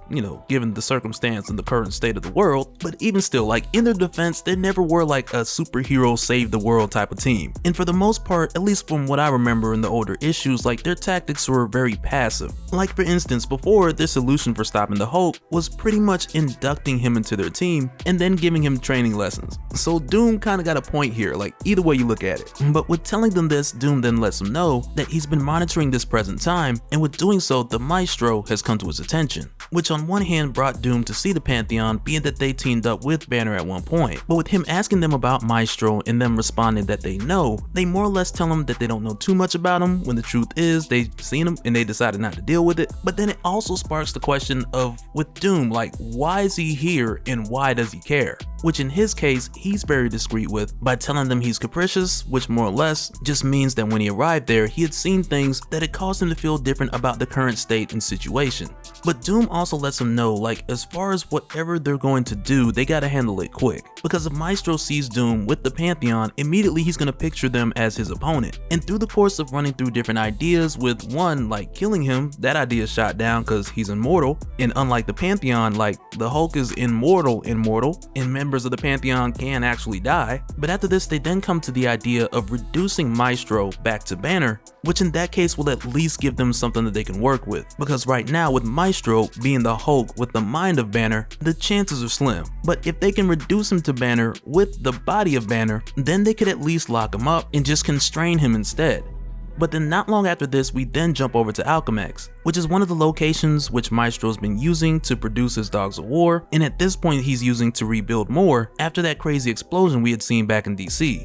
And it's here where we see the Minister, who's come to summon Maestro, who initially is scared out of his wits when he's pounced on by one of the Dogs of War. But with the Minister coming up to this level, he's come here to summon Maestro because he has a visitor. And initially the Minister calls him like the Parthenon or something, but even with messing it up, Maestro immediately knows that he's talking about the Pantheon. But like now with the Minister telling Maestro like, your friends are here to see you. But with doing so, it's like the Minister is like, are these really friends this time? Because like we've seen before, or the Minister, he's also seen prior to this point, that the Maestro, he kind of has this pattern of running into old friends to where every time, like at some point, they just try to kill him. But this time the Maestro assures him that the Pantheon, they are his actual friends and that he agrees to meet with them. And like at this point, like when we jump over to the throne, like I'm just glad that they brought in Ajax at this point, because with Ajax, like he's really strong, but he's not that bright. And because of that, it really makes for some fun and just humorous moments. Because while they're waiting on Maestro, Ajax then asks one of the guards like, hey, can I sit in the throne? And the guard is like, yeah, I wouldn't do that if I was you. And Ajax is like, well, are you me? And the guard's like, no. And Ajax is just really trying to make sense out of it. And like telling the guard like, okay, since you not me, can I sit down in it? And the guard just says the same thing. Like, like I wouldn't. And Ajax is like, okay, but what about me though? And it's really like a facepalm moment to the rest of the team, but I enjoy these Ajax moments because he's never really been the type of character who is written to be taken serious. But with him going back and forth with the guard, Maestro then shows up, and immediately it turns into a brawl between Ajax and Maestro. And like immediately when this happened, like I had initially thought that Ajax, he just picked back up with fighting the Hulk like in the late 80s, early 90s, because back then, Ajax was either trying to protect Lanta or Ulysses from Professor Hulk, whether one time or another. But really here we come to find out that it was just Maestro's entrance that startled him, which very much felt like an attack, but it wasn't. But even with this happening, Lanta steps in, she calms down Ajax, and from here, Maestro invites them to feast and more or less just catch up. But it's here where they then tell the Maestro, like for one, the mound, their head base and location, like since it was destroyed, they had relocated in Canada. And I'll say like prior to this point, I thought they were still located in Nevada. So that's an update, Pantheon's in Canada. But then while they're here catching up, Lanta, she then asks Maestro, like, what's the whole deal with the Pax thing? And Maestro lets him know, pretty straightforward, post-apocalyptic existence, and as long as everyone does what he says, they live in peace. And for the Pantheon, who's hearing this from his mouth for the first time, they're pretty quiet, and they kind of look at each other for a moment, and then they just look at him like, oh yeah, that's great, yeah, great, just sign me up. And Ajax ain't even paying attention, he's just enjoying the food. But then it's here with Lanta, she tells Maestro that this idea sounds great and all, but he's probably gonna have a problem with aim. And when she tells this to Maestro and she asks him like, are you familiar with AIM? At that point, Maestro just kind of like, am I? And from there, he goes on to give them a bit of history, letting them know like AIM is the reason why he's here right now. Because of MODOK, who had him in hypersleep for so long, at least to the moment where he woke up and broke out. And like with trying to be slick and ask for Maestro a bit more information from Maestro, Lanta then asks him like, how did you get out? And from there, Maestro's just more or less like, if I want to leave somewhere, I'ma go. Which is a bit self-explanatory within its own right. But then after this, he goes on to tell them that he had met Vapor while he was in there, and later on he had called for her services. But when they ask what sort of services did she provide, like what did he need, he then brushes over it like, oh, that don't matter, like that's neither here or there. Which really goes to show us early on, like on many sides there are people holding information which they really just don't want others to know. And even up to this point, it's building tension like within the different groups, and we'll talk about how that plays out in just a minute. But at this point, with Lanta expressing to Maestro that the Pantheon is on his side and also that they're in agreement with Pax, it's here where Maestro then asks her like, what exactly is it that she wants with AIM? And her response is that AIM killed Prometheus, who prior to this point was a former member of the Pantheon. And with hearing this, Maestro's then like, you come to the right place, we both have a common enemy, and with that being the case, let's just do what needs to be done. But after this, when Maestro goes with them and boards on their ship, at first he questions the ship because it's pretty small, and Lanta lets him know like, oh, don't worry about it, we got bunker busters, like we'll open up AIM and then you lead the way. And so then when Lanta, she sets the course, Maestro has a seat, and he then asks like, okay, well, how exactly did Prometheus die? And quickly, Lanta responds like, I don't want to talk about it. And when she says that, Maestro kind of gives her the side eye like, really? But then immediately, Maestro turns around to Ajax and he's like, how did Prometheus die? Go! And immediately Ajax was just like, he got sick and it was sad.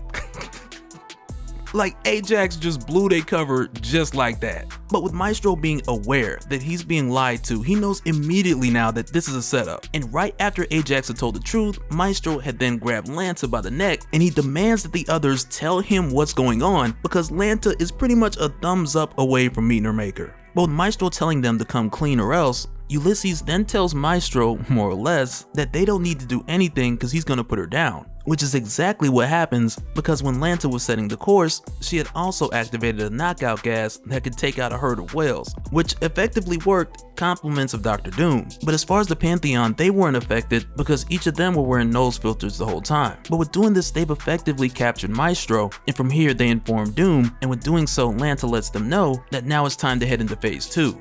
But before we wrap up, I wanted to talk about like the true story of Prometheus, or like what happened to him, because we start to get glimpses of his story, which had taken place not long after all the nuclear explosions had wiped out the majority of the world. But after this had happened, like when we had seen the rise of the group called the Black Scythe, who had more or less had like the Grim Reaper as their mascot, and I mean it makes sense, it's in the name, Black Scythe. But also we had seen that they attacked a number of cities with poisonous gas, but years ago in the case of the Pantheon, this was seen by Delphi, and when she had seen this and they had sent Prometheus out, he was then infected and he died. And it was really his death that made things kind of volatile for the team immediately after, because with Delphi seeing her premonition of the Black Scythe, she didn't see the poisonous gas, and because of that Prometheus went in unprepared, and not to mention like his last words was like, this is your fault, and Delphi has to live with that. But then the next thing we see right after this, like right after Prometheus had died, it was then Lanta given the instructions that the Pantheon would hunt down every last member of the Black Scythe in order to achieve vengeance from them killing one of her own. But from here we'll have to wait and see how exactly that panned out, because for now it's only letting us know like what happened to the team. Alright, so in our last talk, we had seen how Dr. Doom had went to the Pantheon, warning them of the threat of Maestro, and also soliciting their assistance in dealing with this threat within this timeline that Doom has entered. And although the execution of their plan was kinda shaky, because that moment where Ajax spilled the beans, I thought it was a wrap. But even with their turbulence within the execution of said plan, they still pulled it off. But one of the things that they didn't account for was like, even with Maestro in his sleep state, he was still in his hulked out form. But like for us as the reader, this is something we kind of knew was coming, because we'd seen him like this in the previous series, Maestro 2020, when MODOK was keeping him at the AIM facility and Banner was hulked out within his stasis. But even with that, there is the possibility that he could have gone back and forth between Hulk and Banner within stasis throughout the course of that 100 years. But even if that's the case, AIM had fitted his stasis pod to hold the Hulk and he still got out. But then fast forward to now with the Pantheon bringing Maestro back back to their new mountain location, they had expected Maestro to turn back into Banner, because even when Lanta had asked Maestro like how did he escape AIM, he didn't tell her. He was just like, when he's ready to leave somewhere, he'll leave. So this definitely brought them some concern, but then also a bit of urgency, like what do we do now? And even like Hector makes the suggestion to keep Maestro like this indefinitely, but that in itself presents a problem because they don't want this mound to blow up like the last one in the event that Maestro wakes up, let alone being caught in the blast and killed in the process. And this then leads Ulysses to suggest that they go inside of his mind and find a way to turn him back into Banner so they can kill him, which immediately just has me thinking like, I don't know about that, Chief. But then Delphi is just kind of like, okay, I'll get him to do it, I'll talk to him. And the him that she's referring to is fellow member of the Pantheon, Paris, aka Nathan Taylor. And in his case, his powers are immortality like the others, well at least like to the extent of living long, but also like the others to where everyone has like their one special gift. In his case, he's an empath, which essentially allows him to reach out and get a reading on others, but at this current state far into the future, Nathan's empathic abilities, they've evolved allowing him to communicate, which then make him like an entry-level telepath. But also with Delphi reaching out to Paris to go into Maestro's mind, she's approaching him to ask him to do this because she knows for a long time that he's had feelings for her. And it's because of that when she goes to approach Paris, she finds him in the pool, she sweet talks him, she gives him a kiss, and she easily convinces him to do it. And I mean, like, there was a brief moment to where Paris was like, well, Delphi, why can't you do it? Like, you have telepathy now too. But she told him that she didn't want to do it because it felt too invasive. But at the end of the day, she sweet talked him and manipulated him, and he fell for it. And while Lanta's hooking him up to the machine, he's just like, I hate this so much. But so now with like reluctantly doing this, Paris then enters the mind of Maestro. And when he does, he calls Maestro Dr. Banner. And at first, Maestro doesn't respond, but when he eventually does respond, he tells Paris that I'm not Banner, I'm Maestro. And when doing this, like Maestro's early establishing like the whole mind trick thing, like I've been there, done that. And in the case of Maestro, with the way that he was manipulated like this for so long, like the tactic within itself is offensive to him. But even with this happening, like Paris tries to start him off easy and he brings him somewhere that he's familiar with making it seem like he's at the old mountain location, which is where Maestro had joined the Pantheon back when he was Professor Hulk, and he was shown like how destructive he was in his previous years as the Hulk, which was kind of the method at the time to get him to join. And Paris uses a very similar tactic to what Agamemnon had used years ago. But even though Maestro knows that this is all fake, he still entertains the conversation that Nathan's bringing him. But then it's here where he brings Maestro into a room that seems very much like the same room that he was brought into when he was Professor Hulk, and he tells Maestro that back at the time when the Pantheon had expressed interest in him because he had merged personalities, Paris now tells Maestro that this was a lie. And the truth that they want Maestro to know now is that they've been watching him for much longer than that. And it's here where Paris shows Maestro on the screen the moment where his mother tried to leave with him as a child and his father killed her, which was a vision that was perceived through Delphi's mother, Andromeda. And for the record, the vision just seems way crazier than what I remember. But any way you look at it, it's still murder. And Maestro is triggered to the 10th power when he sees this. And frankly, like, he could care less about the story of the vision which Andromeda had seen in whatever narrative it was that Paris was trying to express here. Because to Maestro, it just seems like these guys are trying to play some kind of sick game with his mind. And because of that, Maestro smashes the screen and he chokes the warm packs out of Paris. And immediately when this happens, Lanta, she's going off. She's like, disconnect the feed, hurry up, get him out of there. But before you know it, it's not even an issue anymore because Maestro, he just disconnected the man from life. So in that case, it's like problem solved because he's out of there. But then right after that, Maestro's eyes then open and Lanta immediately calls for the others, telling them that Banner's awake, which triggers him even more because they keep calling him Banner. And I mean, like, the man just wants you to acknowledge the new name, that's all. And I mean, like, aside from that, he wants you to live under his new world order. But I mean, it's not really a long list of requests, just a couple things that he asked for, that's all. But then as soon as Maestro breaks out, Ulysses, he jumps in, he tells Lanta to fall back, and he cuts off Maestro's hand. But it isn't an issue for long because, for one, Maestro has another hand, and Ulysses saw the back of it up close like very soon after. But also with this happening, Maestro, he then goes over and picks up his right hand and he just puts it right back on. But also in this moment, Maestro notices that Ulysses' sword, it's stronger in this moment than what he remembers. which for Maestro, that must mean that Ulysses has made improvements to it over the years. And if that's the case, like if it can go through a Hulk, then it can go through Ulysses like a hot knife through butter. And it pretty much does. And right after, Lanta lets off on Maestro with her plasma bow, but it does little to nothing and he keeps charging at her. But just before Maestro can get to Lanta, Ajax shows up. And Maestro, he even lets Ajax know like he feels sorry for Ajax the most. And it really just comes from Ajax being like the big dumb brute. And Maestro can relate to that because he was that guy at one point.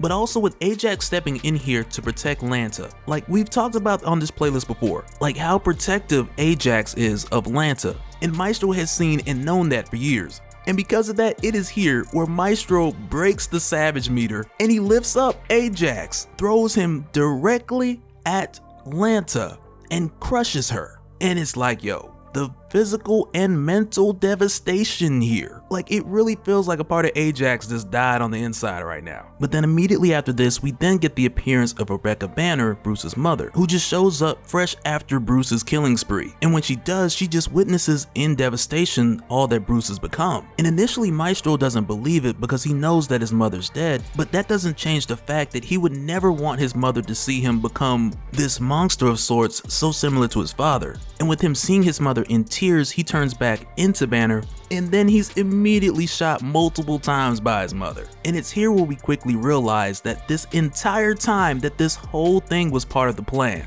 Maestro had never broke out, and none of the members of the Pantheon were harmed in the production of this illusion, if you will. But then also, like at no point did Maestro truly break through the influence that Paris had created, but instead he was in containment the entire time, and as soon as Maestro turned back into Banner, Paris clapped him. But even with this being the case, the Pantheon, they know that Bruce, his immortality is set up a little bit different, and because he is immortal, now they had to find the next step to figure out how to make his death permanent, which I'm very much looking forward to, and mainly because I'm hoping to see some Immortal Hulk like references when they attempt to pull this off. But then also, like, this was pretty much what I was referring to with like what appears to be like the slow build up of the Maestro becoming worse and worse, which initially we saw through his friends attacking him and attempting to kill him, which definitely is what we got here again. But in this case, I didn't call it a hunch, but I think it hit a little deeper this time. And as a result, like, I wouldn't be surprised if the Maestro that came back a little harder than what we had seen before. And I'm talking about like with some make your dreams come true type energy. Oh, and before I forget, like, okay, since this whole thing was like an illusion, like one thing I can't help but think is that if this all wasn't real, one, was the Pantheon able to watch this play out like on the big screen? And if they did Ajax see this part? Because if Ajax had to watch that, I highly suggest that somebody go check on that guy. Alright, so jumping back into Maestro War and Pax, like when we had last left off, the Pantheon had led Maestro to believe that he had successfully escaped by destroying all of these guys, and with doing so revealing himself to be the monster that Maestro truly is, which is exactly what they wanted him to lean into in order to show him the illusion of his mother seeing it all so that he could turn back into Banner to put him in a weakened state so that they could kill him and find a way from there to put him down for good. But while they're prepping for the next stage, we also got to keep in mind that they're working with Dr. Doom on this. And at this time, Doom has made his way over to Dystopia to deliver what he believes to be the remedy now that Maestro's out of the picture, which at this point, of course, is him taking over Dystopia as their new leader. And at this point, like for the people of Dystopia, like this is something that they see every day. And like not literally every day, but it happens a lot. And when Doom arrives here, attempting to make this announcement, demanding the respect of these people, like at this point, they're completely over it. Because before it was Hercules, at one point it was Maestro, now this guy, and when Doom arrives demanding their obeisance, they're just like, look, nah bruh, like we not about to do this again. And initially Doom, he's like, well maybe I should slaughter a few, get some attention, and then after that, perhaps the others will fall in line. But then he's like, nope, I'm gonna do something different this time. Because that approach would just be way too predictable. And with knowing this, he just heads straight for the throne. And it's funny because when he knocks on the door, like the minister answers and he's more or less like, can I help you? And when Doom responds like, I'm your new ruler, the minister responds back to him like he's a door-to-door salesman. He's like, nope, we already got one. And very much like, we're good here, like keep it moving. But when Doom more or less just lets himself in, because honestly, like the minister's not gonna stop him. But when Doom lets himself in, he lets the minister know like you had a leader, he's out the way now. And he informs the minister that the Pantheon have taken Maestro captive. And like with hearing this, initially the minister has his skepticism of Maestro even being captured in the first place. But eventually within the conversation, he entertains the idea and he tells Doom like even with that being the case, no one can hold this guy. Eventually he will return and he will come back for his throne. And Doom doesn't brush it over. He lets him know like he may be right. But until then, he's setting up shop. Because until that happens, Doom very much has every intention on continuing to pursue his interests within this timeline. But then at this time, we then go back to the Pantheon, who have decided to submerge and seal Bruce's body in duranium, which is usually a liquid that is mixed with alloys to create armor or fortify armor, but it's not as durable as adamantium per se. But for the Pantheon, like with the time given, this was the toughest substance that they had, so they just figured, hey, we'll lock him in here, and that way he'll be stuck, he can't grow, he can't get out. And with doing this, like this idea didn't sit too well with Ulysses, because Ulysses just told Lanta like, hey, he's gonna break out of that and he's gonna kill us all. And Lanta, like she's aware that that's a possibility, but with them not knowing how Bruce's immortality works, they had to make a decision because the clock was ticking. But even with this being the call, like Ulysses, he did suggest that they cut him into pieces and just separate like his head from his arms, his legs, and the rest of his body, which by the way, if they did, like we already know how that would play out, because like we had seen in Immortal Hulk issue 8, this immortality of the Hulk, which the Pantheon has mentioned that they still haven't fully figured out, but like we've seen what it can do prior to this point, because when Shadowbase tried to test these limits, at that time the Devil Hulk allowed it, and even with his different limbs and organs collected in different jars, with the snap of a finger he was able to break the glass and reassemble himself when he was ready. And because of that, we know what would happen if the Pantheon had taken that route. But the Pantheon, they have no knowledge of this happening, and of course, because that was Shadowbase. But with Ulysses making the suggestion to cut the Hulk into pieces, Lanta shoots the idea down. And not because she knows what'll happen, but she assumes that if they cut Maestro into different pieces, those pieces could each become a different Maestro, and after that, you then have an army of Maestros that you gotta deal with. And Ulysses tells her like that wouldn't happen. But when Lanta asks Ulysses like, would you bet your life on it? He just lets it go in fear of that being a possibility. But then it's after this where we then go into Bruce's mind, to where he's being counseled by Doc Samson, who tells Bruce what the Pantheon is doing, with submerging him in duranium to the point of when it solidifies, he likely won't be able to get out. And when Bruce hears this and he asks like, what can he do about it? Like, can he stop them? And from there, Doc Samson flips it to the question of, do you want to stop them? Making it seem as if this is a gift or an opportunity to relieve Bruce from his suffering. And with presenting it this way, Doc Samson then asks him like, how much do you really want to live? And Bruce pauses and he thinks about it, but then Maestro steps in. And when Maestro shows up to this session, more or less, like he's pissed. And the first thing he does is go off on Bruce, telling him like, as soon as you saw your mother, suddenly a lifetime of inadequacy just rears its head. And it's very much like Maestro feels like he handed Bruce the moment and Bruce just completely fumbled it because he's weak. And Maestro tells Bruce like, you need to listen to what I've been telling you, which is you're better than Samson, you're better than your parents, and you're better than anyone who's quote unquote been trying to help you, because their help has only made you weaker. Like, look where we are now. And for that reason, don't listen to this Samson figure, because it doesn't even matter if it's really him or not, because the truth is we're in a situation where the Pantheon is trying to end you. And because of that, it doesn't matter what these other people are trying to say, whether it's Samson, the Pantheon, or whoever, because they don't care. And Maestro lets him know that he is the one person who does care. And with telling this to Bruce, he just snaps Doc Samson's neck with one hand and just discards him to the side. But then not too far away with the Pantheon, Lanta and Ulysses, they go back to the others to let them know that it's done, and they are nervous, like asking all kind of questions. But Lanta assures them that she's confident that he's secure, and they've given him an air hole so he can breathe, but she's confident that this is taken care of and it's done. But then going back into Bruce's mind, like it's just him and Maestro within this conversation now. And Maestro tells Bruce here, like everyone that he's met, whether it was Betty, the Avengers, Rick Jones, like they all have been afraid of Bruce because of what he could potentially do. And it's here where Maestro tells Bruce to release him, to put his trust in him, and put all the responsibility in Maestro's hands. And with doing this, he'll show them who's in charge and who's the strongest one there is. And this is a scary concept, because even though Maestro's strength has been known to be stagnant in the past, or like we know he's not the type of Hulk to where the madder he gets, the stronger he gets. But even with that being the case, what we do know is like any other Hulk, his ability or his power set are subject to change depending on his relationship with Bruce. But as soon as he says this, Maestro then breaks out of the Duranium, which for one immediately gives us Bruce's answer. But then on top of that, when Maestro breaks out, like he is much bigger than the Maestro that we'd seen leading up to this point. And when this happens, everyone at the mount, like they immediately notice. And they're pretty sure what's about to happen from here, like it's not gonna be good. But then when Maestro busts out of the Duranium, the alarms start going off and the Pantheon, they come rushing back in. And when they rush back, like Ulysses, he just had to give Lanta the "I told you so." But when they come rushing back to this new Maestro, he's just tearing through the place looking for the missile room, and when the Pantheon run into him, he immediately snatches up Lanta. And when this happened, like I expected like the next few panels just to be him running through kill count after kill count, like making his dreams come true from the last issue, if you will.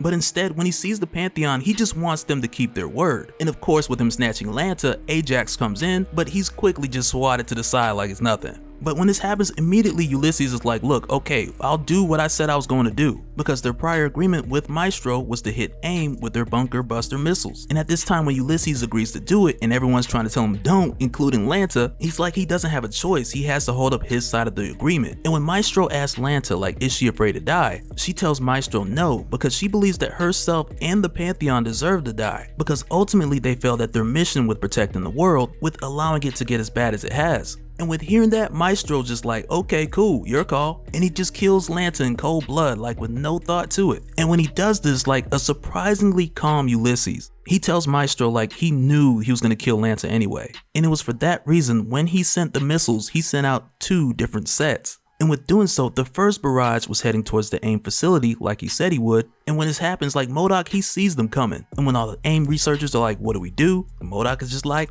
we die. And I'm pretty sure that ain't what they wanted to hear. But even with saying this, MODOK tells them that they will be avenged. And with this happening, that is ironic that after all these years, they become the Avengers. But as for the second set of missiles which Ulysses had sent out, he had targeted them for his own location. And with doing this, it wasn't like an attempt for him to try to kill Maestro, because he had told Maestro where the second set was going, or coming in this case. But with him doing this, it was practically him and the Pantheon ending themselves because they had failed at their mission protecting the world. And with them having no solution to Maestro, they chose death rather than to serve under him. But after this, when Maestro returning back to Dystopia, he kinda already knows that he's a force to be reckoned with, because AIM couldn't hold him, neither could the Pantheon, and now in this world, or what's left of it, he sees himself as the ultimate power. Like nothing can stop this guy. And he assumes that his people see him the same way, but when he gets back and one of the locals are like, oh, you're back. And he just tells them like, of course I'm back, who said I wouldn't be? And everyone just points to his castle and they say him. Which we knew from the last issue it was Doom, but when Maestro returns to Dystopia and he like kicks in the door and yells Doom, it's really just for show, and we'll talk about how in just a little bit. Because when Maestro gets here, like Doom, who has very much made himself at home, and I love what he's done with the place. But when Maestro gets here, the first thing we see that's kind of like, what's going on? And that first thing is that Doom is expecting Maestro's return. And with seeing his return, he casually greets him as Doctor, kind of just like, let's get something to eat. And it's here where we find out that both Maestro and Doom, they had a pre-arranged agreement. Because when Doom asks if their plan worked out perfectly, and Maestro's like, yes, but they threw a couple curveballs trying to play with my mind. And when Doom asks him like how exactly, and Maestro's like, don't matter, they failed. And it's pretty crazy, like finding out that Doom set up the Pantheon by working with Maestro this whole time. And it really makes you think like, man, the Pantheon's defeat was delivered through death by okie doke. Like Doom truly finessed them into the grave. But with this happening, Doom then asks about AIM, and Maestro lets him know like, yeah, they done too. And with getting rid of AIM and the Pantheon, like that was their collective goal, because those were the only 2 groups that could really contest them. And so with the 2 of them out of the way, Doom is then like, okay, now good, now we can unite and rule this world together. And Maestro's just like, okay, about that part. And then when Doom's like, what does that mean? Maestro then tells him it means your drink's poison. And immediately Doom just falls to the ground choking. And when this happens, Maestro, he's a bit disappointed, because when he used a similar trick on Hercules by way of vapor, that was different, because Hercules is just a strong guy on the outside who's regular on the inside. But with Doom being a genius, Maestro's surprised that he was able to defeat him this easily, and he expected Doom to have some type of preparation for this. And while Doom's on the ground, he tells him, I did. because Doom knew that Maestro was gonna double cross him, so he just covered all his bases. And when he looks up, he just blasts Maestro clean out of the building. But in the case of Doom, like the way that he survived the poisoning, like he tells Maestro, like before he even swallowed a single bite, he took an antitoxin because he just knew that Maestro was gonna put something in either the food or the drink. And like with seeing this, I just think in my mind like, okay, Doom going to eat with Maestro, he's like, okay, this guy's gonna poison me. And I don't know which poison it is, so I'm gonna take the cure for everything. And then you got Maestro on the other hand, who's probably talking to the cook, and he's telling them like, hey, put some poison in Doom's food. And the cook's like, which one? And Maestro's just like, all of them. And in my mind, that's just how like whatever poison with whatever antitoxin, like that's how they canceled out. And I mean, I could be off, but hey, trust no one. But after this, Doom, he continues to go at Maestro and he hits him like with the power of 1,000 lightning storms. And when he does it, he's kind of like, well, how do you like that? But in return, Maestro is just unbothered. And it's in that moment where Doom just picks up like, hey, okay, this dude is not only strong, but he's stronger than any time that we fought before, which kind of hints at the indication of Maestro being stronger than your Professor Hulk or your Savage Hulk even, which wasn't necessarily the case when the last miniseries began. And this brings me like to my main thoughts, which I think about both of these Maestro series so far. Because from starting out from the beginning of the first Maestro series, Bruce was very much at your Professor Hulk or even your Savage Hulk level of strength. And it didn't go up or down, it didn't change when it seemed like he got madder, like it just stayed where it was until something deeply painful happened, which gave him another buff in size and strength, like the Pantheon playing with his mind and using his mother to try to trick him, which literally made Maestro bigger and stronger. And like at this point, this isn't what Doom is making his comparison off of. Like he's just comparing Hulk from many years back to the Hulk that he's facing now. But what I'm saying, like with Maestro, we're pretty much seeing that he's traded off like the ability to get stronger as he gets madder with the ability to just level up, and that new strength is just how strong he is all the time. And if you think about it, you can get angry and angrier. But on the flip side, when you're angry to the point where you're just done with something, you can't be more done with it. So with Maestro, it's almost like the deeper his resolve gets, the more power or strength that he has all the time, which I don't think Doom really knows yet, but he's gonna learn. But in the case of Doom, like after dodging that counter from Maestro, Maestro then leaps at him and Doom just catches him in mid-jump and tosses him away. And it's pretty much his strategy for fighting Maestro because he's not as strong as him nearly, so for that reason he has to go for the zoning technique. But with the direction that Doom had tossed him in, Maestro more or less steered his flight and made his way into Alchemax. But Maestro made it work. I guess he kind of just held his arms out and kind of curled his toes to kind of pan and tilt, you know. But at the end of the day, it worked because he made it to Alchemax, and that's where he wanted to land, and he made it there. And when Doom saw this, like he followed of course, and at first he didn't see him, but then he switched to infrared and he saw this big old Hulk with these little legs running around like one floor down, and he was like, oh yeah, that's him. But initially, like with Doom following Maestro here, he first thought about all the things in this place that he can make use of. But what he didn't account for was Maestro choosing Alchemax, and with doing so, shifting the surroundings to his advantage. So when Doom follows him here, Maestro just pushes a button, which then pulls Doom into these huge electromagnets, which he uses to just strip the armor off of Dr. Doom, reducing him to nothing but Victor in a green robe, which at the end of the day is still Victor, but without his armor, he can't take nearly the amount of damage that he could have going against Maestro. And when Maestro goes for the first hit, which is still a pulled punch to a degree, but if Doom still had his armor on, like he wouldn't have flinched from this.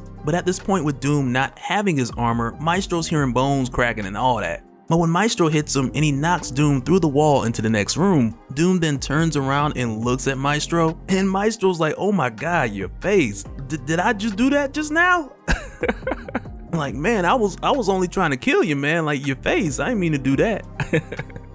Like, that's crazy. But it's here where Doom tells Maestro that as far as the face disfigurement, he has Reed to thank for that. But at this point when it comes to fighting, like, Doom is done. He thinks one of his legs are broken, so he has to find an exit quick. So then when he makes his way to his mask, because if nothing else, then that's at least his ticket out of there. And when he puts it on, he activates his matter transmitter in order to then move himself somewhere away from Maestro.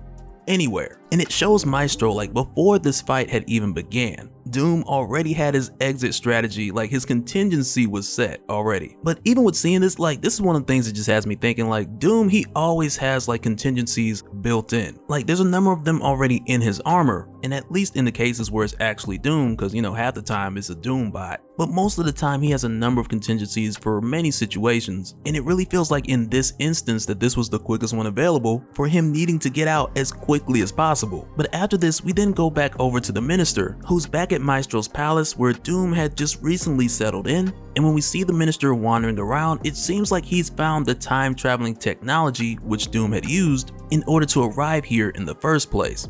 But then after this, we go over to the epilogue, which then takes us to the remains of the former AIM base. And when this happens, we just see this hand pop up from the ground, because it's here where the Abomination just crawls his way out from the rubble after being awakened and freed from AIM by that bunker buster missile which was sent by the Pantheon. And this shows us that the Abomination is definitely going to come back in Maestro World War M issue 1, which I can't wait to see, because even with like these different series being like a slow build, but even still with that being the case, like it's fun to see Maestro just kind of level up along the way. And now with the Abomination back, we'll get to see what he thinks of the new and improved base level Hulk. Alright, so jumping in, we start off in Moscow with the Abomination, Emil Blonsky. And when we find him here, he's a high-ranking KGB official who's being informed by his wife Nadia that their doctor is being uncooperative. And so now, if you're fairly new to what's been going on since the 2020 Maestro series, all of this may sound a bit off, but it'll all make sense in just a little bit. But with Blonsky getting this news from Nadia, he's more or less like, alright, let me go down and talk to this doctor and see if I can get him to be a bit more cooperative.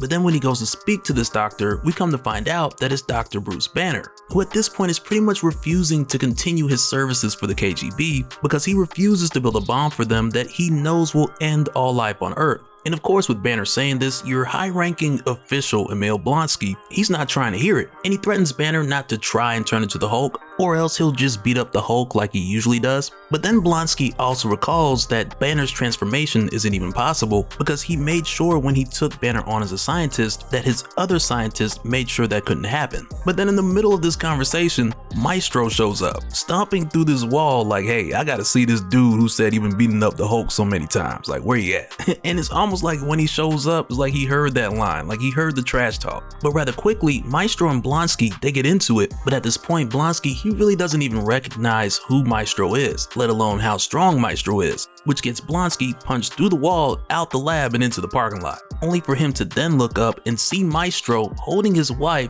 just seconds before he kills her. And when this happens, really it's here where we begin to get a better understanding of what exactly is going on here, because as Maestro just drops Nadia from the lab down to the parking lot, just heartless, your grieving Emil starts to hear a voice who lets him know who that stranger was, telling him that he goes by the name of Maestro. And it's here where we find that this person who's explaining everything to Blonsky is MODOK. And right away Blonsky, he recognizes MODOK, as you would guess the Abomination would, with MODOK admitting that he had tried to kill the Abomination at one point, but that didn't quite work. And it's here where MODOK tells him like, look, we don't have a lot of time to go back and forth, and he just needs Blonsky to listen because MODOK has a lot that he needs to tell him in only seconds to get this information out. And it's here where MODOK says this that we find out that this is taking place within Maestro War and Pax issue 4, from when we saw Maestro make the Pantheon send bunker busting missiles over the MODOK at his AIM underground base. And it's here that we find that in that moment, MODOK, with seconds to spare, took this time to reach out to Emil Blonsky, who we had previously seen at AIM's base, just like the Hulk and Vapor from the UFOs, living in this fake reality simulation for decades. But at this point, MODOK, he needs the Abomination, and he needs him to wake up now. Because at this point, we've seen the other side of this in the real world, as the missiles came crashing down, and MODOK was like, yeah, we're gonna die, but ironically, after all these years, this is where we become the Avengers, which at the time didn't make much sense, but here's the rest of that story. But of course, with MODOK needing to express so much to the Abomination in so little time, this is why he interrupted his life as Emil Blonsky by way of Maestro, and also doing it in a clever way to separate the Abomination from that life by having Maestro kill his wife Nadia, which really isn't that far of a stretch, because back in Hulk Volume 2 issue 76, when the leader had taken control of the Hulk, back when it was uncovered that the leader was head of this secret organization who had seemed to be after the Hulk's blood, but they was really after his whole body. But at this time, Doc Samson, he was blackmailed into tracking down the Hulk. Betty had been recently brought back from the dead, And Nadia, who had previously believed that her husband, KGB agent Emil Blonsky, was dead, when really he became the Abomination. And through the course of this event, Nadia was used to seduce Banner. But towards the finale, when Nadia and Betty were trying to shut down the leader's home-based computer in order to stop the leader and free the Hulk from his mind control, but with the Hulk fighting Iron Man and Doc Samson knocks the Hulk into the leader's containment canister, nearly crushing Betty, who was trying to help Nadia shut it down, but Nadia pushed Betty out of the way, getting impaled by the broken glass in the process. And this is something that really and truly, like, it wasn't Bruce's fault, but even Bruce looked at it as another casualty that just stacked up on the Hulk's body count. And with the way that MODOK is twisting the narrative to make it seem like Maestro killed Nadia, he's not only just quickly giving the Abomination an incentive to go after Maestro, but he's also detaching Emil Blonsky from Nadia, because had Emil just continued in that simulation only to abruptly be woken up by missiles, then it's likely that he would have spent most of his time either looking for Nadia or trying to figure out what happened to her. So for MODOK, rather than walking the Abomination through a true story before waking him up, MODOK chose to tell the Abomination an effective one, to where from there he tells the Abomination the world as you know it is gone, this life that he's been living is just a simulation. And even with him doing this over the course of seconds, the Abomination, he initially doesn't buy it. But then when MODOK just strips reality away, letting the Abomination know that there's some real missiles coming here now, and the Abomination's just like, well, what do you want me to do with that information? Like, what do you want from me? And with MODOK's last words, he just says, vengeance, as the missiles strike and the AIM stronghold is destroyed. And with us seeing this brings a couple things around full circle for Maestro War and Pax, with it concluding with the Abomination climbing up from the wreckage from AIM's underground base, but now with us seeing MODOK reach out to him in order to fill the Abomination in as quickly as possible, and now it gives context to MODOK saying, after all these years, we become the Avengers. And in addition to that, I think it's pretty clear that MODOK knew that these missiles weren't going to kill the Abomination, and in the event that they did, MODOK knew that the Abomination's death wouldn't be permanent, because if it was, then why send any message? But I also imagine, aside from MODOK aiming the Abomination at Maestro, that he not only minimized the time that it would take the Abomination to adapt to this new world, but also he avoided a situation to where if the Abomination was woken up the same way as Bruce, to where in his case, for Bruce, the world was the first enemy that he had set his sights on, and this perspective could have easily repeated itself with the Abomination had he been yanked out under the assumption that the bomb that he wanted in his simulation actually blew up the world, killing his wife, to where then he wakes up and just starts destroying everything, without even having the opportunity to adjust to the real world, and just going forward off of the crazy assumption that he blew the world up and got captured. So MODOK definitely made a smart play with the limited time that he had. But then it's after this when we follow the Abomination and he's just walking for hours. But he's also thinking and processing this new world along with the information that he had been given by MODOK. And he thinks on one hand MODOK should have just let him die, but also with him looking around and seeing what state the world is in, and also not even being sure like what year it is even, but also with the way that the Abomination sees this world and how it's been pretty much reduced to nothing. And he looks at it like, man, like this is the story of his life coming out of that simulation, to where just hours ago he was a high-ranking KGB official, but now he sees himself as nothing in a world that's left with nothing. But in this moment, just before the violins start playing, a patrol group of what appears to be Atlanteans emerge from the water and they tell the Abomination, hey, you coming with us. And in the perfect response, Blonsky's just like, now why would I do that? Which from there doesn't help, because as it turns out, these guys were patrolling this area with the instructions to capture the Hulk and take him in. And when they saw the Abomination, they were just like, oh, that gotta be the Hulk. But truth be told, these guys weren't prepared to go toe to toe with either one. But through the course of this all-out brawl, which just destroys Pacific Park, the Abomination disarms the leader of this crew, and he asks him again, why do you want me to go with you? And just over his shoulder, Namor pops up, saying that he sent them after the Hulk, but clearly he's not the Hulk, and Namor doesn't really know who he is. But for Blonsky, he's at least aware of the Submariner, though he's not really sure how long it's been since he's been in the real world, but Namor lets him know that it's been decades, which at this point places Namor well over 100 years old, which then from there causes the Abomination to just shower Namor with compliments. Like, man, you 100 and what? Man, you look good. What you been doing, seaweed wraps? But from here, with the conflict calming down, Namor then asks the Abomination if he could breathe underwater, and the Abomination's like, nope. So then Namor's pretty much just like, hey, pop this pill, you can breathe underwater. Which, by the way, is not a thing. Don't ask me how I know, just take my word for it. But from here, the Abomination goes with Namor to his underwater city of Pacifica, which of course is located in the Pacific Ocean. And meanwhile in Dystopia, we also find Maestro, who's just returning after his matchup with Doom, and with the Minister expressing the assumption that this means Doom is dead, Maestro just lets him know that Doom got away, with him likely fleeing to Latveria. But when Minister asks him, will he pursue after Doom? And Maestro just tells him that that is unlikely, because he's not going to make that trip overseas, with him seeing the condition that he left Doom in just before Doom fled, and Maestro's just like, nah, let Doom go to Latveria, he's probably just going to stay over there and rot. And so from here we go to Latveria, to where we find Doom, who's clearly seen better days, man. Because if you guys remember, not only did Maestro strip Doom of his armor using these huge electromagnets, but he also punched an unprotected Doom one time. And that's enough. I don't care what nobody say.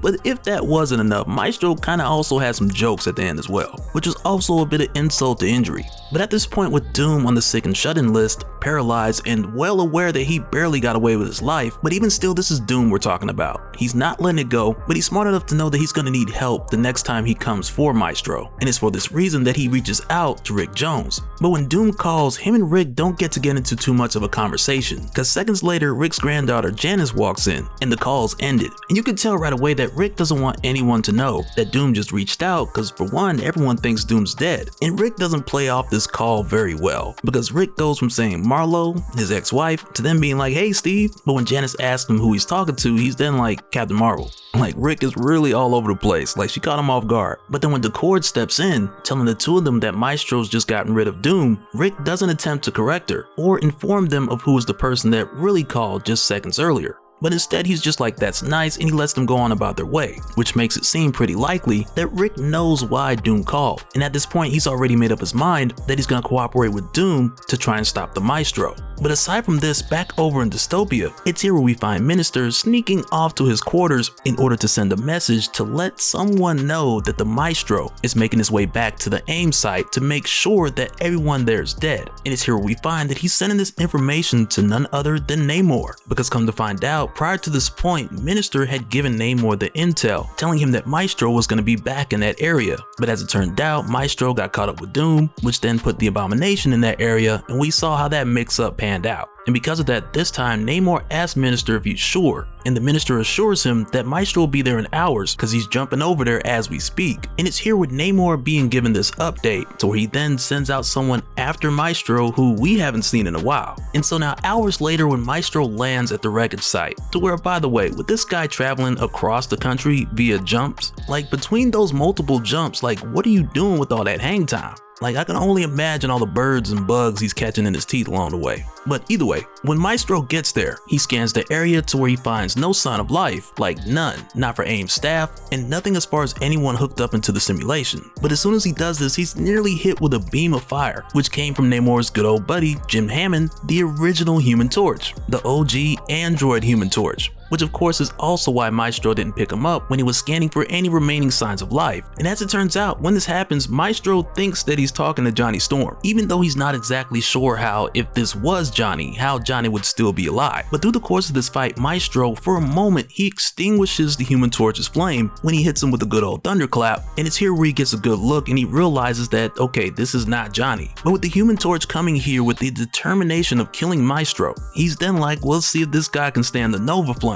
But for Maestro, even though he admits that up to this point, these flames have been hurting, but even still, he tells the Human Torch to bring it, and that is precisely what he does while blazing a trail for miles in the process. But for the Torch, with him doing this and seeing that it didn't kill Maestro, that then caused him to reconsider this whole match, and right after, he made his way back towards the ocean to make his way to Pacifica, which probably wasn't the best decision, because when Maestro saw this made him aware of what direction the Human Torch had came from.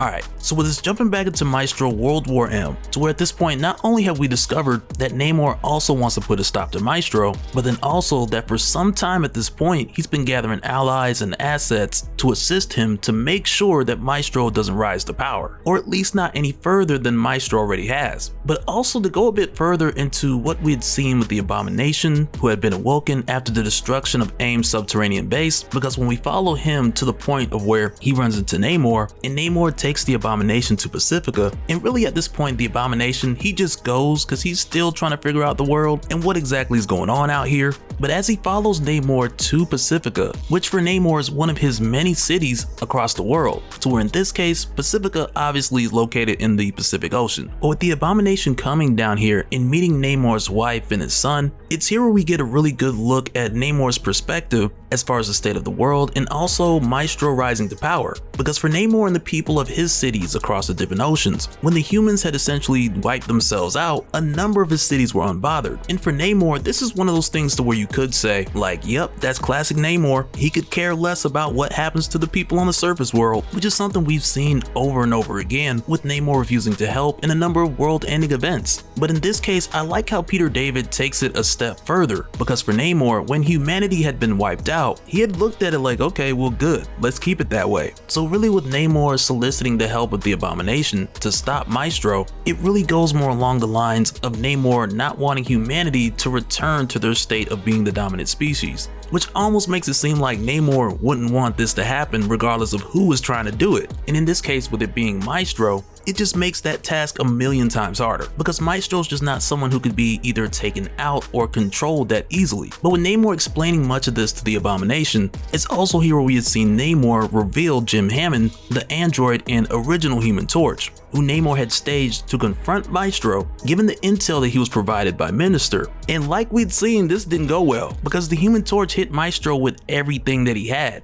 And with Hammond doing this and thinking it was a kill shot, which may have killed everything in his path except Maestro. But with this happening, this is when your Jim Hammond Human Torch, who again is your original Human Torch, he actually believed that he had killed Maestro, because with his Nova attack being the equivalent of just dropping someone in the sun, on that alone he just figured that there was no way Maestro could have survived this. So when we saw him take off, rather than him trying to escape, he had genuinely thought that he was done here, which for Jim nonetheless was a huge mistake, because when Jim not only fails at this attack, but he also heads out to the Pacific Ocean. As you would expect, he is followed by Maestro. And so for Maestro, unlike what we had seen with the Abomination, who had to take this pill so he can breathe on the water, like Maestro, he doesn't need that. And this isn't something new for him. Not with the creation of Maestro or even him taking over Banner like we'd seen in War and Pax. But instead, we can even find this like in your mid to late 2000s, back in your Incredible Hulk issue 77 written by Peter David. Because it was at this time when we got the specific reasoning as far as how the Hulk breathes underwater. Because in this moment, when we had seen the Hulk more or less discover how this had happened, and it's here where we learned that it had come to the point where the Hulk's lungs had developed an emulsion process. Because he discovered that his lungs had developed a gland that would allow the Hulk to let his lungs fill with water, to where then these glands would perform an oxygenated perfluorocarbon emulsion process, so that in his lungs these glands could just pull the oxygen out of that water. But then of course when he got on land, he had to let all of that out. So for Maestro, once again, like the days of him having to hold his breath underwater, those are far behind him. And as he follows the Human Torch, at this point not knowing where he's going, but as he follows the torch into the Pacific Ocean, this is where he discovers Pacifica. And for Maestro, with him just seeing this place, like it goes without saying, like he just knows right away, though it's clearly not Atlantis cause different ocean, but even still it's obvious that Namor is involved. And with the torch fleeing here, Namor had to be behind the attack. But again, with the torch thinking that he had just incinerated Maestro, along with much of Los Angeles, and he just responds to Namor asking how it went like, come on, nothing can survive that Nova heat. It's like dropping somebody in the sun. But he really can't confirm the body, and really just off of him saying that it's done, like Namor takes his word for it. But then this overconfident moment by the Human Torch is then interrupted when a huge Doom just goes shaking everything throughout Pacifica. And it's here where they find that Maestro is very much alive and unhappy, to say the least. And with him coming here, he wastes no time to get down to business, like he's looking for Namor, because it's very clear that Namor had sent out that hit. And with Maestro just smashing through these guards like a ton of toy soldiers, he calls out Namor and Namor approaches. And with Namor not only addressing Maestro as as Hulk, which is something we know to be a big mistake. But when Namor does this, Maestro quickly corrects him, but Namor also makes the observation that Maestro can breathe underwater, which right there should have been 2 red flags that Namor could have picked up, but he didn't. And to go further, Namor warns Maestro to stand down, to only then get laughed at by Maestro because he's Maestro and he laughs in the face of warnings, which in this moment is clearly a sign of disrespect. So Namor tells him, like, if you don't stop laughing, I'm gonna get my guard on you. And it's here where Maestro's more or less like, okay, like he know Namor ain't talking about those guards that Maestro had just scattered all across Pacifica, got the place looking like the bottom of a cup of bubble tea, cause up to this point, those guards didn't even slow him down. But then it's here quickly where Namor's like, nope, I'm talking about my second largest. And really it's here with Namor, with him having Maestro in constraints, to where he believes that he has the upper hand. But with Namor addressing Maestro as Hulk again, and telling Maestro how there was once a time when the 2 of them were allies and they fought together. And it's here where Maestro's like allies, because he recalls Namor and his fellow Illuminati members firing him into space. But when Maestro says this, Namor's son Leonard interjects that his father disagreed with that decision, which is why Namor left the Illuminati, which is true. But also looking back at this, it's kind of funny seeing Patrick Stewart, who had been Professor X at this point back in 2006, but then also was seeing Tony Stark looking like Tom Cruise, which we may not have to wait too much longer to see, both together on the big screen in the Illuminati. Like, I would just lose it. But with Namor's son Leonard bringing this up, it's really the short version, because back at the time, Namor really stood up for the Hulk. And even as far to say, like, Tony Stark had his drinking issues and we didn't throw him into the sun. And on top of that, Namor points out that the Illuminati did not have the same energy for the Scarlet Witch. In this so-called solution for Banner, it was more like they were giving up on him instead of trying to find other solutions. But also with looking back and playing a bit of the advocate, other solutions were tried. Reed Richards had already spoke with the most brilliant scientists that he could find in the world, and they could find no cure. Doctor Strange tried sending the Hulk to the crossroads, and that didn't work either. And on top of that, at one point, Xavier even sat down with Banner, only to find that if Banner could have killed himself, he would have done it long ago. But at the time when Namor saying that he wouldn't stand for this, they cut him off, they took a vote, and the only hand that Namor lifted was one straight to Tony's face. But even then, Namor warned the Illuminati that if they do this, the Hulk will find his way back to Earth, he's gonna kill everybody, and the Hulk is gonna be right. And it's like, now, you know, in hindsight, Namor wasn't too far off. But at this point, with Leonard interjecting on behalf of his father, this really only leads to Maestro seeing that Namor has a son and a wife, to where then Maestro tells Namor that he's going to enjoy killing both. But at this point, with what's happening here, which I would say is a bit of poor communication on Namor's part, because for one, with Maestro saying this, you just don't take something like that lightly. But then also at this point in the conversation, with him still calling Maestro Banner, like you really can't expect for him to successfully get a point across, even though Namor admits that he was wrong for trying to send someone to kill him. So even when Namor offers Maestro the invitation to join Pacifica and become allies again by saying, Banner, join Pacifica, let's become allies again. And you could tell right away with Namor saying Banner and allies, like those are 2 triggering words right there. And so when Namor solicits a response from Maestro by saying, well, Banner, what do you say? And it's here where Maestro tells him the same thing that he's been saying this whole time, that his name is Maestro, as he just breaks out from this creature's tentacles to then just grab one of them and swing this whole monster at Namor. But before Maestro can connect, Leonard then zooms into this fight. And when this happens, Namor tries to tell his son, like, to stand down, you're not ready for this. But Leonard goes right in and he gets a few really good hits, because obviously Leonard is faster than Maestro, especially underwater. But then quickly for Namor, this creates the situation to where, you know, when somebody you love starts a fight that they cannot win, and then you gotta jump in, and it's like, I wouldn't try to do this, but here we are. And given the situation, Namor orders Leonard to get to safety. But even for Namor in Pacifica, like underwater, with the assistance of his guards and his junior Kragan, these guys are not able to stop the Maestro. And even at a point where it seems like they've gotten him to fall back, Maestro then just turns this whole thing around and it gets real, because this time when he reaches for the tentacles of this beast, he gets that swing. And when he does,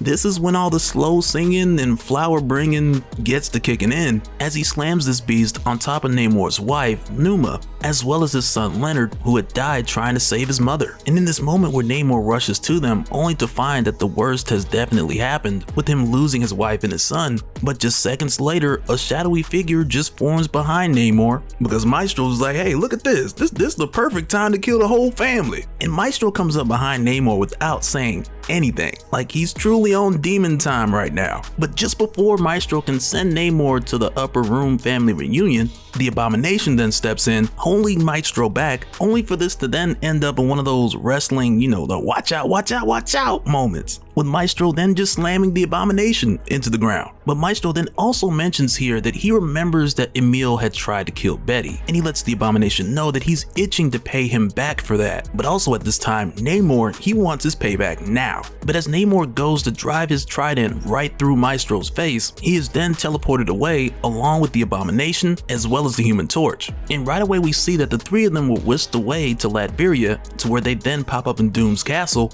And with how this happens, it's another moment for Maestro to where he just puts the hints together and he realizes that this had to be Doom. But with the three of these guys being brought to Doom's castle, Doom lets them all know that he had brought them there to get revenge on Maestro. But with Doom attempting to make progress and walk with a cane at this point, his ankle just says nope, and he collapses right in front of these guys, which then just has the three of them looking at Doom like, man, he should have teleported some ankles up in here, because that's the help that you really need. You're just saying.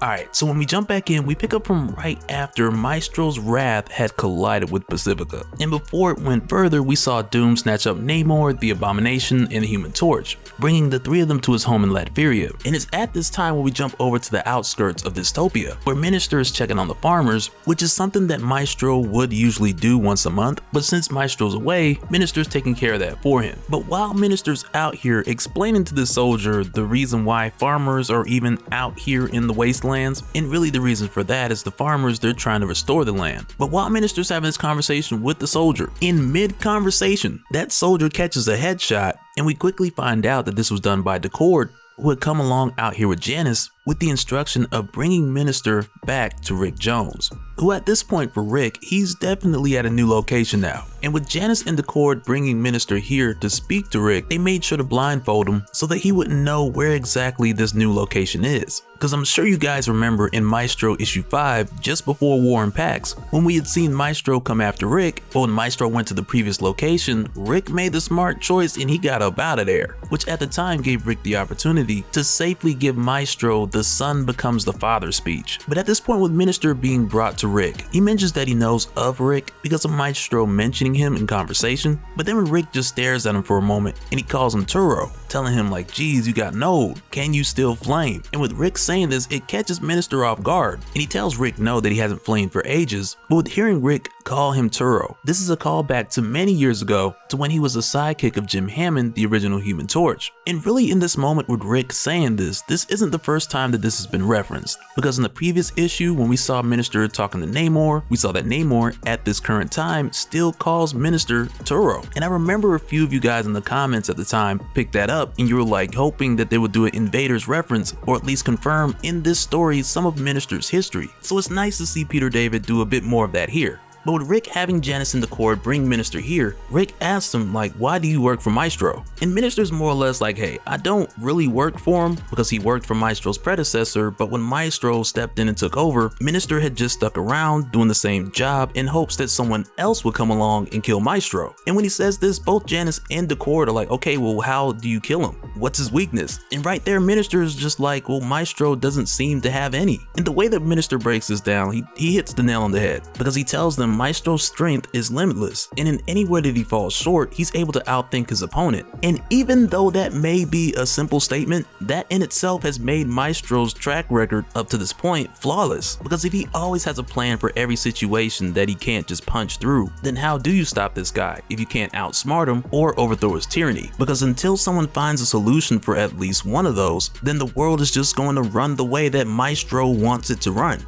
But then it's here where we jump over to Latveria, where Namor has found Doom's wine cellar, and he's pretty much planted himself there in front of a picture of Doom's mother, and he's just throwing back one glass after the other. And understandably so, like this guy's grieving. And I'm not saying I'd advise that to anyone, just saying, with this situation, I get it. But then it's here where Jim and the Abomination find Namor here in the wine cellar. And you can tell for Jim, he's looking at Namor kind of like, well, what's this guy doing? But the Abomination, he gets it, because Namor just lost his wife and his son, who had both died horribly, and he tells Jim that he's been through worse and he's even done worse. And with him saying this, Jim kind of looks at him and he questions him like, well, are you a supervillain? And the Abomination lets him know that that's just a title, because for every person who's been given a title, as bad as it may be, or even if it's thought to be good, there's always someone who sees that person as something else. And when the Abomination says this, it makes me think of a couple examples, or a few actually, but the first two that come to mind are like Punisher or Deadpool, because for these guys, depending on who you're talking to, most people, they would consider Punisher or Deadpool to be heroes or either anti-heroes, because 9 times out of 10, they're objectively aiming for the greater good. But even with that being the case, these guys are killers, and to some people, that's all that they are. And they would see these two as nothing different. And this doesn't just apply to people like Punisher or Deadpool or Wolverine, but the same principle even goes to people like Captain America, because for anyone from the US and a number of other countries, they would consider Captain America to be a hero. But if you go back to the 1940s and you ask Hitler who he thought Captain America was, then he would probably describe Captain America as a terrorist. So when the Abomination says this to Jim, he lets him know that titles are meaningless, because everybody's fighting for good in their own eyes.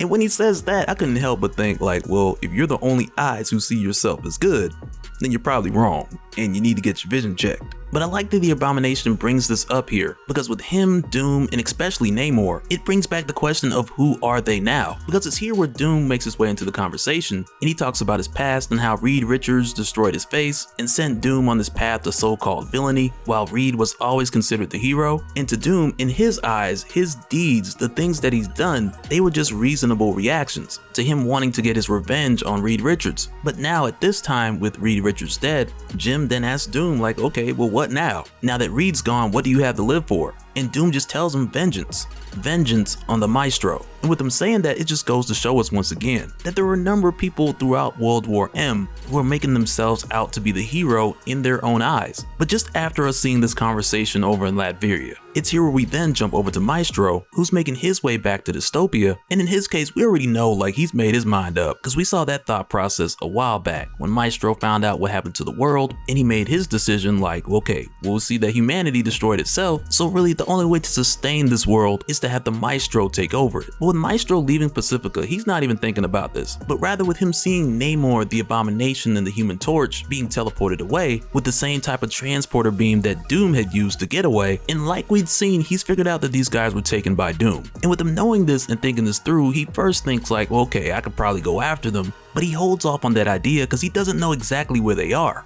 But what he does know for certain is that eventually they will come for him. And with that reasoning, he just thinks to himself that he'll just take care of them when they come, the same way that he did with Hercules, AIM, and the Pantheon. Because if they did just come after him now, they wouldn't stand a chance. But even still, Maestro comes to the solution of eventually heading to Alchemax in order to find a way to track these guys down, thinking that if he can find their location, then they'll never see him coming. But of course, we know Doom better than that, because he's definitely keeping an eye on Maestro. But with Doom watching Maestro, who again is heading towards dystopia, Jim makes the suggestion to Doom like, can't you just hit Maestro with an orbital laser and just be done with it? But Doom more or less just turns around and tells Jim like, Hulks don't work like that. And Doom tells him if he had an orbital laser, it'll probably just bounce off the guy. And he tells Jim, Blonsky will tell you that. Because even for Blonsky, someone who is not as strong as Maestro, bunker busting missiles to him were just an alarm clock. But this then has Doom like, well, by the way, where is Blonsky? Which from here takes us back to the wine cellar, where the Abomination and Namor, as it appears, they have moved on from the wine to the beer and vodka. But while they're down here, they have an interesting conversation, which once again is sparked by the Abomination. Because initially he talks about the possibility of Namor's wife and his son coming back, because the Abomination, he killed the Hulk's wife and she came back. And with hearing this, Namor just looks at the Abomination like, man, you killed the Hulk's wife,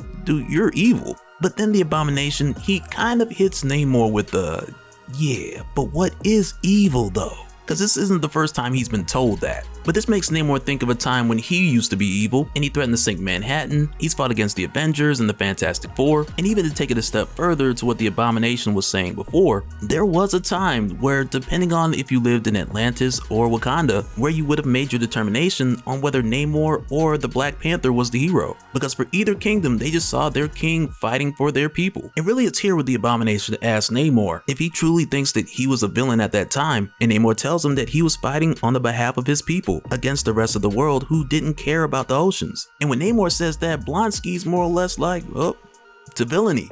And it's like here you can tell that in addition to Maestro and Doom, now we have the Abomination and Namor who have convinced themselves that whatever it is they're getting ready to do is good in their own eyes. But at this point, we then jump back to Maestro, who's made his way back to Dystopia. And when he gets there, Minister's already back. But when Minister greets him, it then leads into like this awkward conversation. Because when Maestro tells Minister that he wants his food, bath, and a woman, because you know Maestro, he likes to get clean and dirty at the same time. But when he tells this to Minister, Maestro also lets him know that after that, he'll be going to Alchemax. So then Minister, he's like, what's that Alchemax? And Maestro tells him he wants to see if there's something there that can help him find Doom. So then Minister's like, something like what? And right then Maestro just stops and looks at him.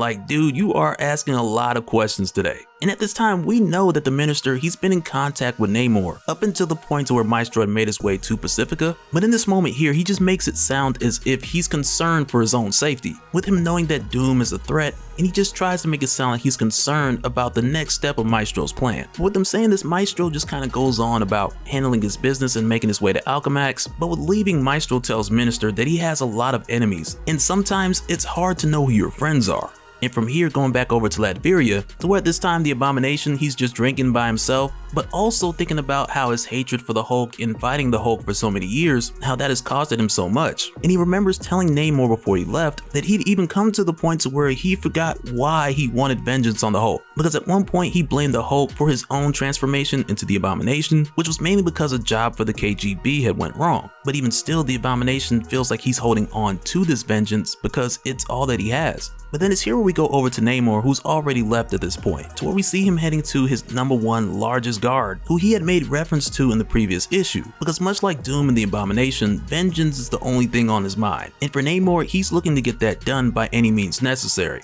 But for the Abomination, when he's woken up by Jim, because again, the Abomination, he's been by himself for some time at this point, with Namor gone and him just sitting here drinking and thinking. But with Jim coming down to the wine cellar and asking the Abomination where's Namor, and the Abomination just like he doesn't know. And it kind of ticks him off because Jim's like, what kind of answer is that? But the Abomination's like, dude, I don't know, that's the answer. But from here, Emil, he leaves Jim and he goes over to Winston, Doom's assistant, to ask him to do something for him.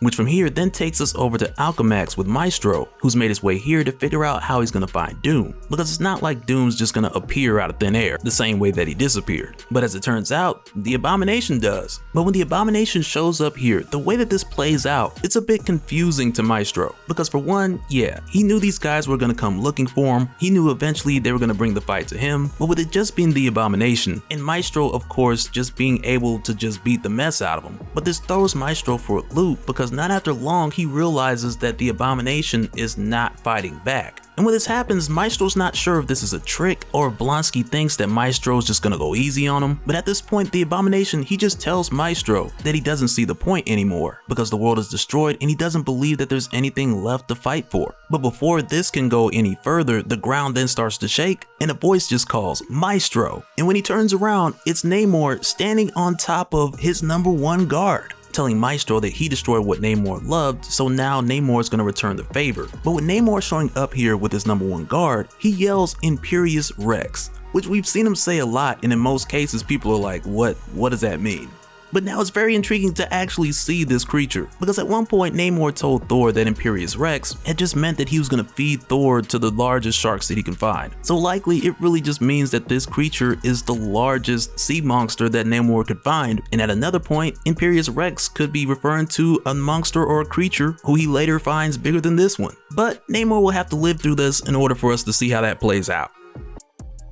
Alright, so when we jump back in, we pick right back up from where we left off, with a drunk and enraged Namor making his way to Dystopia, hell-bent on seeking vengeance on Maestro for him recently killing his wife and his son. But when Namor coming here, he shows up with his #1 guard, proclaiming Imperious Rex, and with doing so, bringing the biggest, baddest, most destructive beast that he could find. And initially when I seen this, I was like, have I seen this guy before? But I wasn't absolutely sure, so I was like, let me wait till the next issue. And as it turns out, this is Giganto.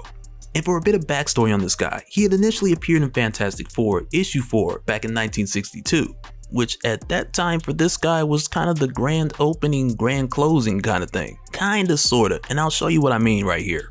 Because back at the time when Johnny Storm and Human Torch had found Namor, who had lost his memory and at this point was just believed to be a homeless guy who was just beating the brakes off of everybody, until Johnny burnt his beard off and was like, oh snap, I know that guy. But from here, Johnny had helped Namor get his memories restored by flying him back to the ocean, so that once Namor was back in the water, his memories would come back, only then for Namor to go and return to his kingdom to find it as a radioactive wasteland, which at the time was a result of many test bombings, which enraged Namor, and when he came back, he told Johnny that he just signed the death warrant of the human race. And though initially this appeared to be Atlantis, later on we get the further details that this was just an Atlantean outpost.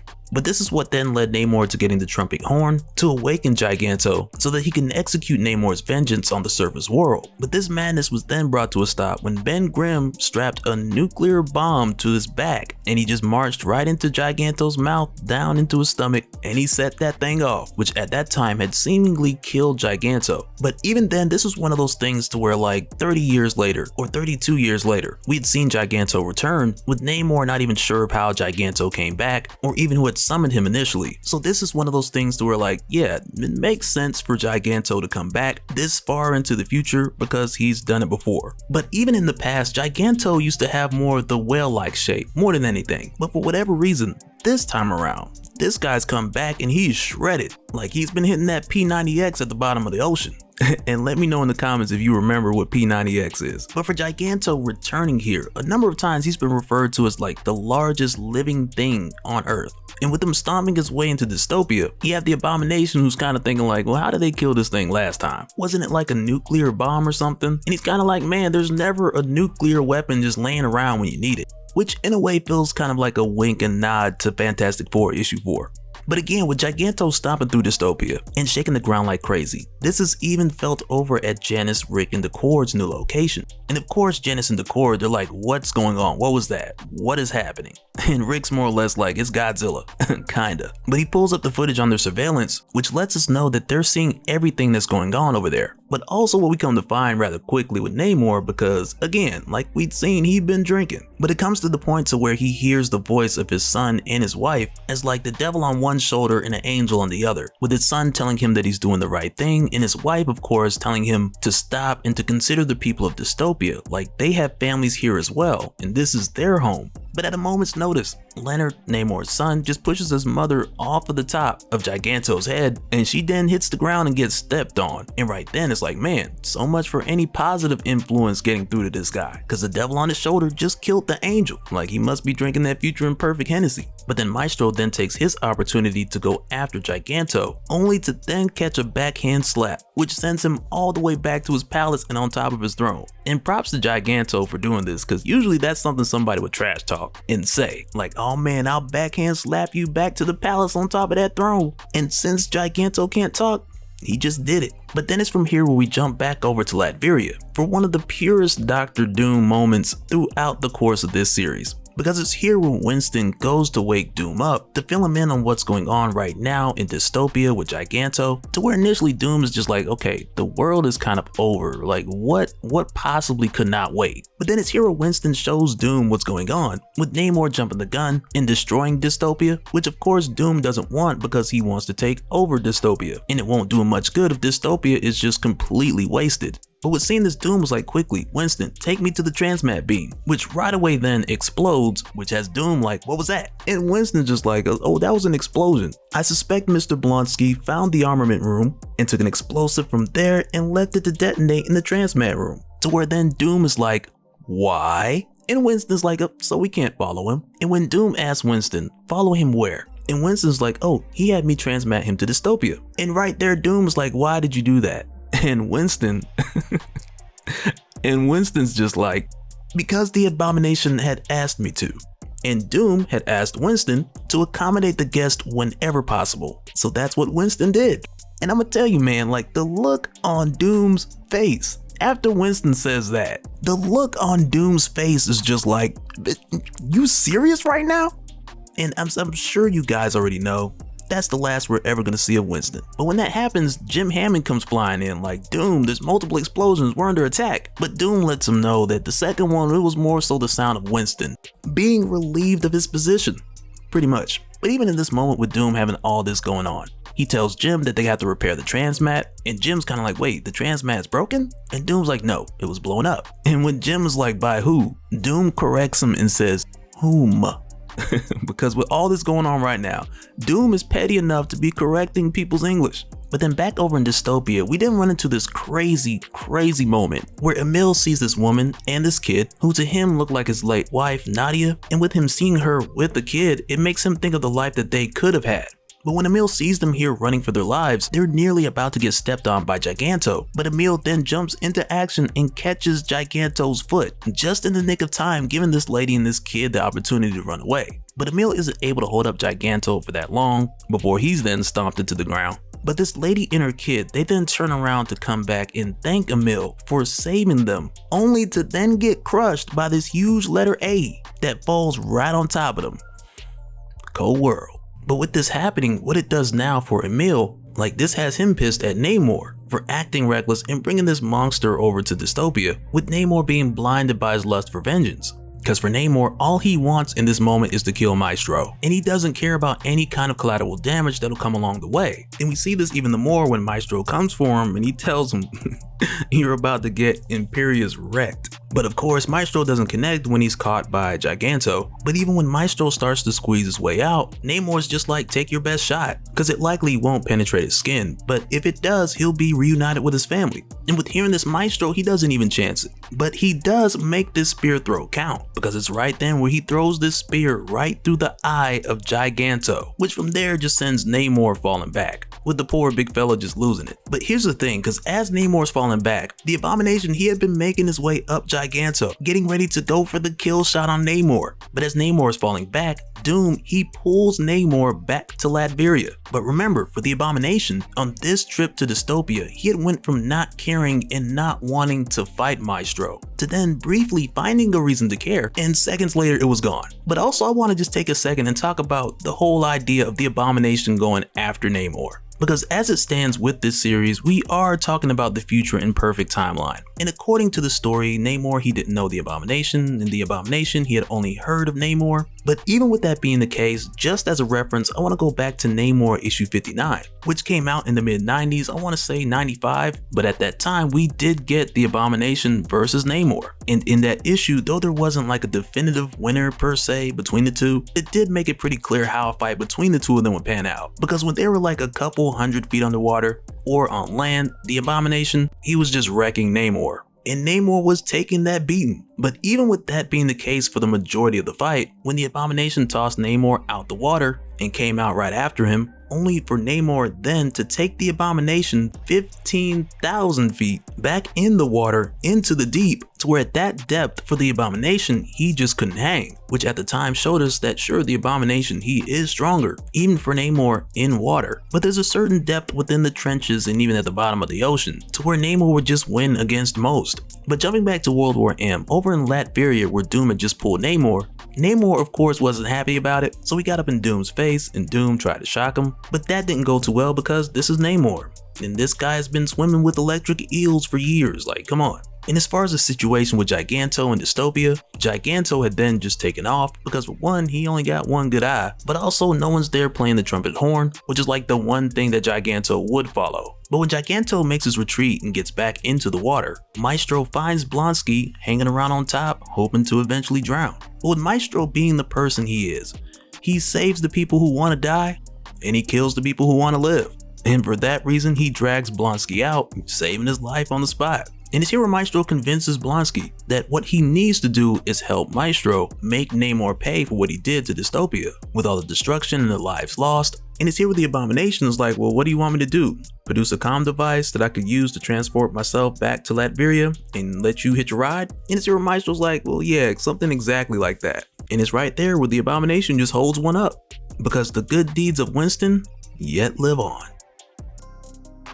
Alright, so for this one we jump back in right where we left off, with Maestro defeating Giganto, as well as Doom pulling Namor and only Namor back to Latveria, and mainly because at this point Doom has cut his ties with the Abomination, with him making moves behind Doom's back. But as far as Blonsky, who we've seen go through a range of emotions throughout this series, the last time we had seen him he had pretty much given up on everything again.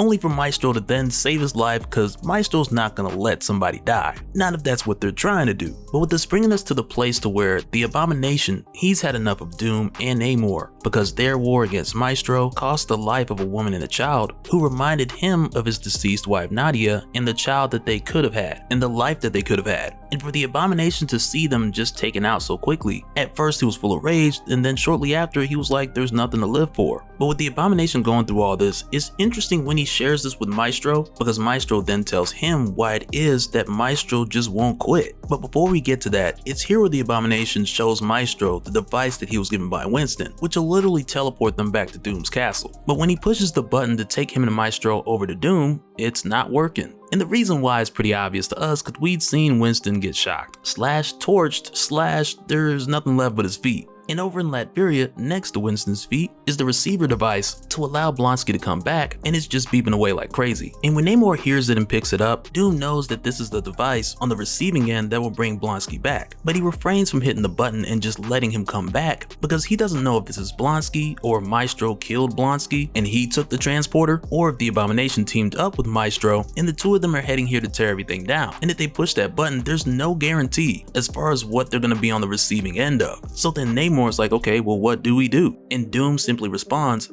plan.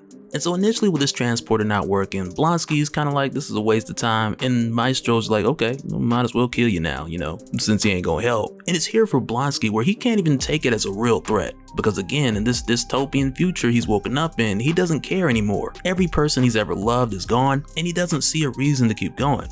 And it's here where he then asks Maestro, what is it that keeps him going? And Maestro tells him it's because of all of the people who wanted him dead over all these years. They've wanted the Hulk gone and now the Maestro gone. And if he gives up and dies, then every last one of those people win. And for Maestro, it doesn't matter if these people are long dead and gone. He doesn't care. He just does not want to give them that win or that satisfaction. And with hearing this, it causes Blonsky to hit him with that meme face. That little girl that went viral many years ago, holding that hand out and looking like, what is you talking about? Like, that is the expression that Blonsky's making right now. And he tells Maestro that that's messed up. To where then Maestro's like, well, you asked. And Blonsky's more or less like, I know, but still. But at a moment's notice within this conversation, the transporter then starts to take Blonsky because on Doom's end, the transport has been accepted. And with seeing this, Blonsky immediately tells Maestro to hang on. So as he gets sent to Latveria, Maestro can tag along with him. And with Maestro grabbing a hold, it works. But then when they land in Latveria, they land right in the middle of an adamantium cell. And when the two of them get there, Doom, he's already up on the screen over to their side. And of course, Doom, he's ready on the broadcast like, oh, it appears that Blonsky has brought a friend. But even still, I imagine, like in my mind, that Doom had put the mic on mute and he turned to Namor like, I told you they were teamed up. And he just does a victory lap in his wheelchair like, what I say.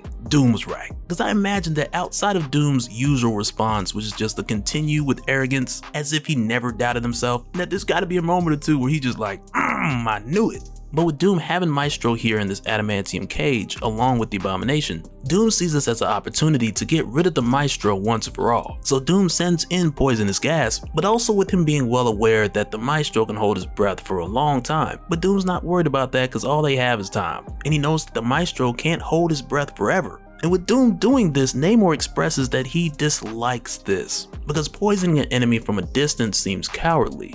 But Doom don't care. A win is a win. And as a matter of fact, that same train of thought for Namor is what got him Imperius wrecked in the last issue. But for Maestro, even with him being in the clutches of Doom, it's here where he outthinks Doom in this situation. Because he notices that these adamantium bars are just wide enough for him to go back down to Banner's size and squeeze his way right through. And when Doom sees this, fear grips him in his soul. But also with the Maestro doing this, the Abomination gives him a bit of a push, and it's like even with the gentlest push, it's still a Hulk-sized push. And Maestro actually took the time to express that it hurt. And of course the Abomination was just like, he was just trying to help. But just after this Maestro, he then transforms back into his hulking form. And this is one of those things that we'd seen Peter David break down back in Maestro War and Pax, issue 4, when we saw the Maestro ask Bruce to trust in him and put all the responsibility in his hands, which not only made Maestro stronger on the outside and significantly larger, but it put him in the seat as the lead consciousness, giving him the capability to use Banner's puny size if needed. But just after Maestro made his way out, he figured that Doom had said just the bars and the floor were adamantium, and with him knowing this, he pulls the bars along with the floor, just the part that's adamantium, out from the rest of the cell, which then of course frees the Abomination. But also with all the destruction and rubble, it gives the two of them a chance to lose the Human Torch and Namor. And it's here when they're on the move where Maestro asks Blonsky, like, are you sure you know your way around computers? And the Abomination's like, yes, I'm a spy, I can hack anything. To where from there, Maestro then asks if he knows where Doom's computers are located. And Blonsky's like, yep, just one floor down. But then it's here where Namor finds the two of these guys, which is bound to happen because two Hulks ain't finna be running through the hallway and you're not gonna hear it. But with Blonsky mentioning that he needed to get one floor down, Maestro then improvises and he knocks a hole in the floor so that the Abomination can get to the computer room while Maestro stays up here and he handles Namor. And so for Blonsky, when he gets down to the lower floor, he initially runs into a bunch of Doom bots, but it doesn't take him long to just smash through all of them. But then from here, just above, with Maestro going against Namor, who initially is telling Maestro how they could have ruled together and how the two of them could have brought this world to its knees, and it's here where Namor mentions that he realizes that regardless of him working with the Hulk and with the Defenders or him working with Doom, that in either case, eventually Namor was betrayed. And also, we get another one of these moments where Namor proclaims Imperious Rex, which in a previous video, one of you guys in the comments, Scott I believe it was, he had mentioned how in general, Imperious Rex is a battle cry that loosely translates to recognize you're better or recognize you're superior, which is true. But what I like about the statement, and especially in this moment,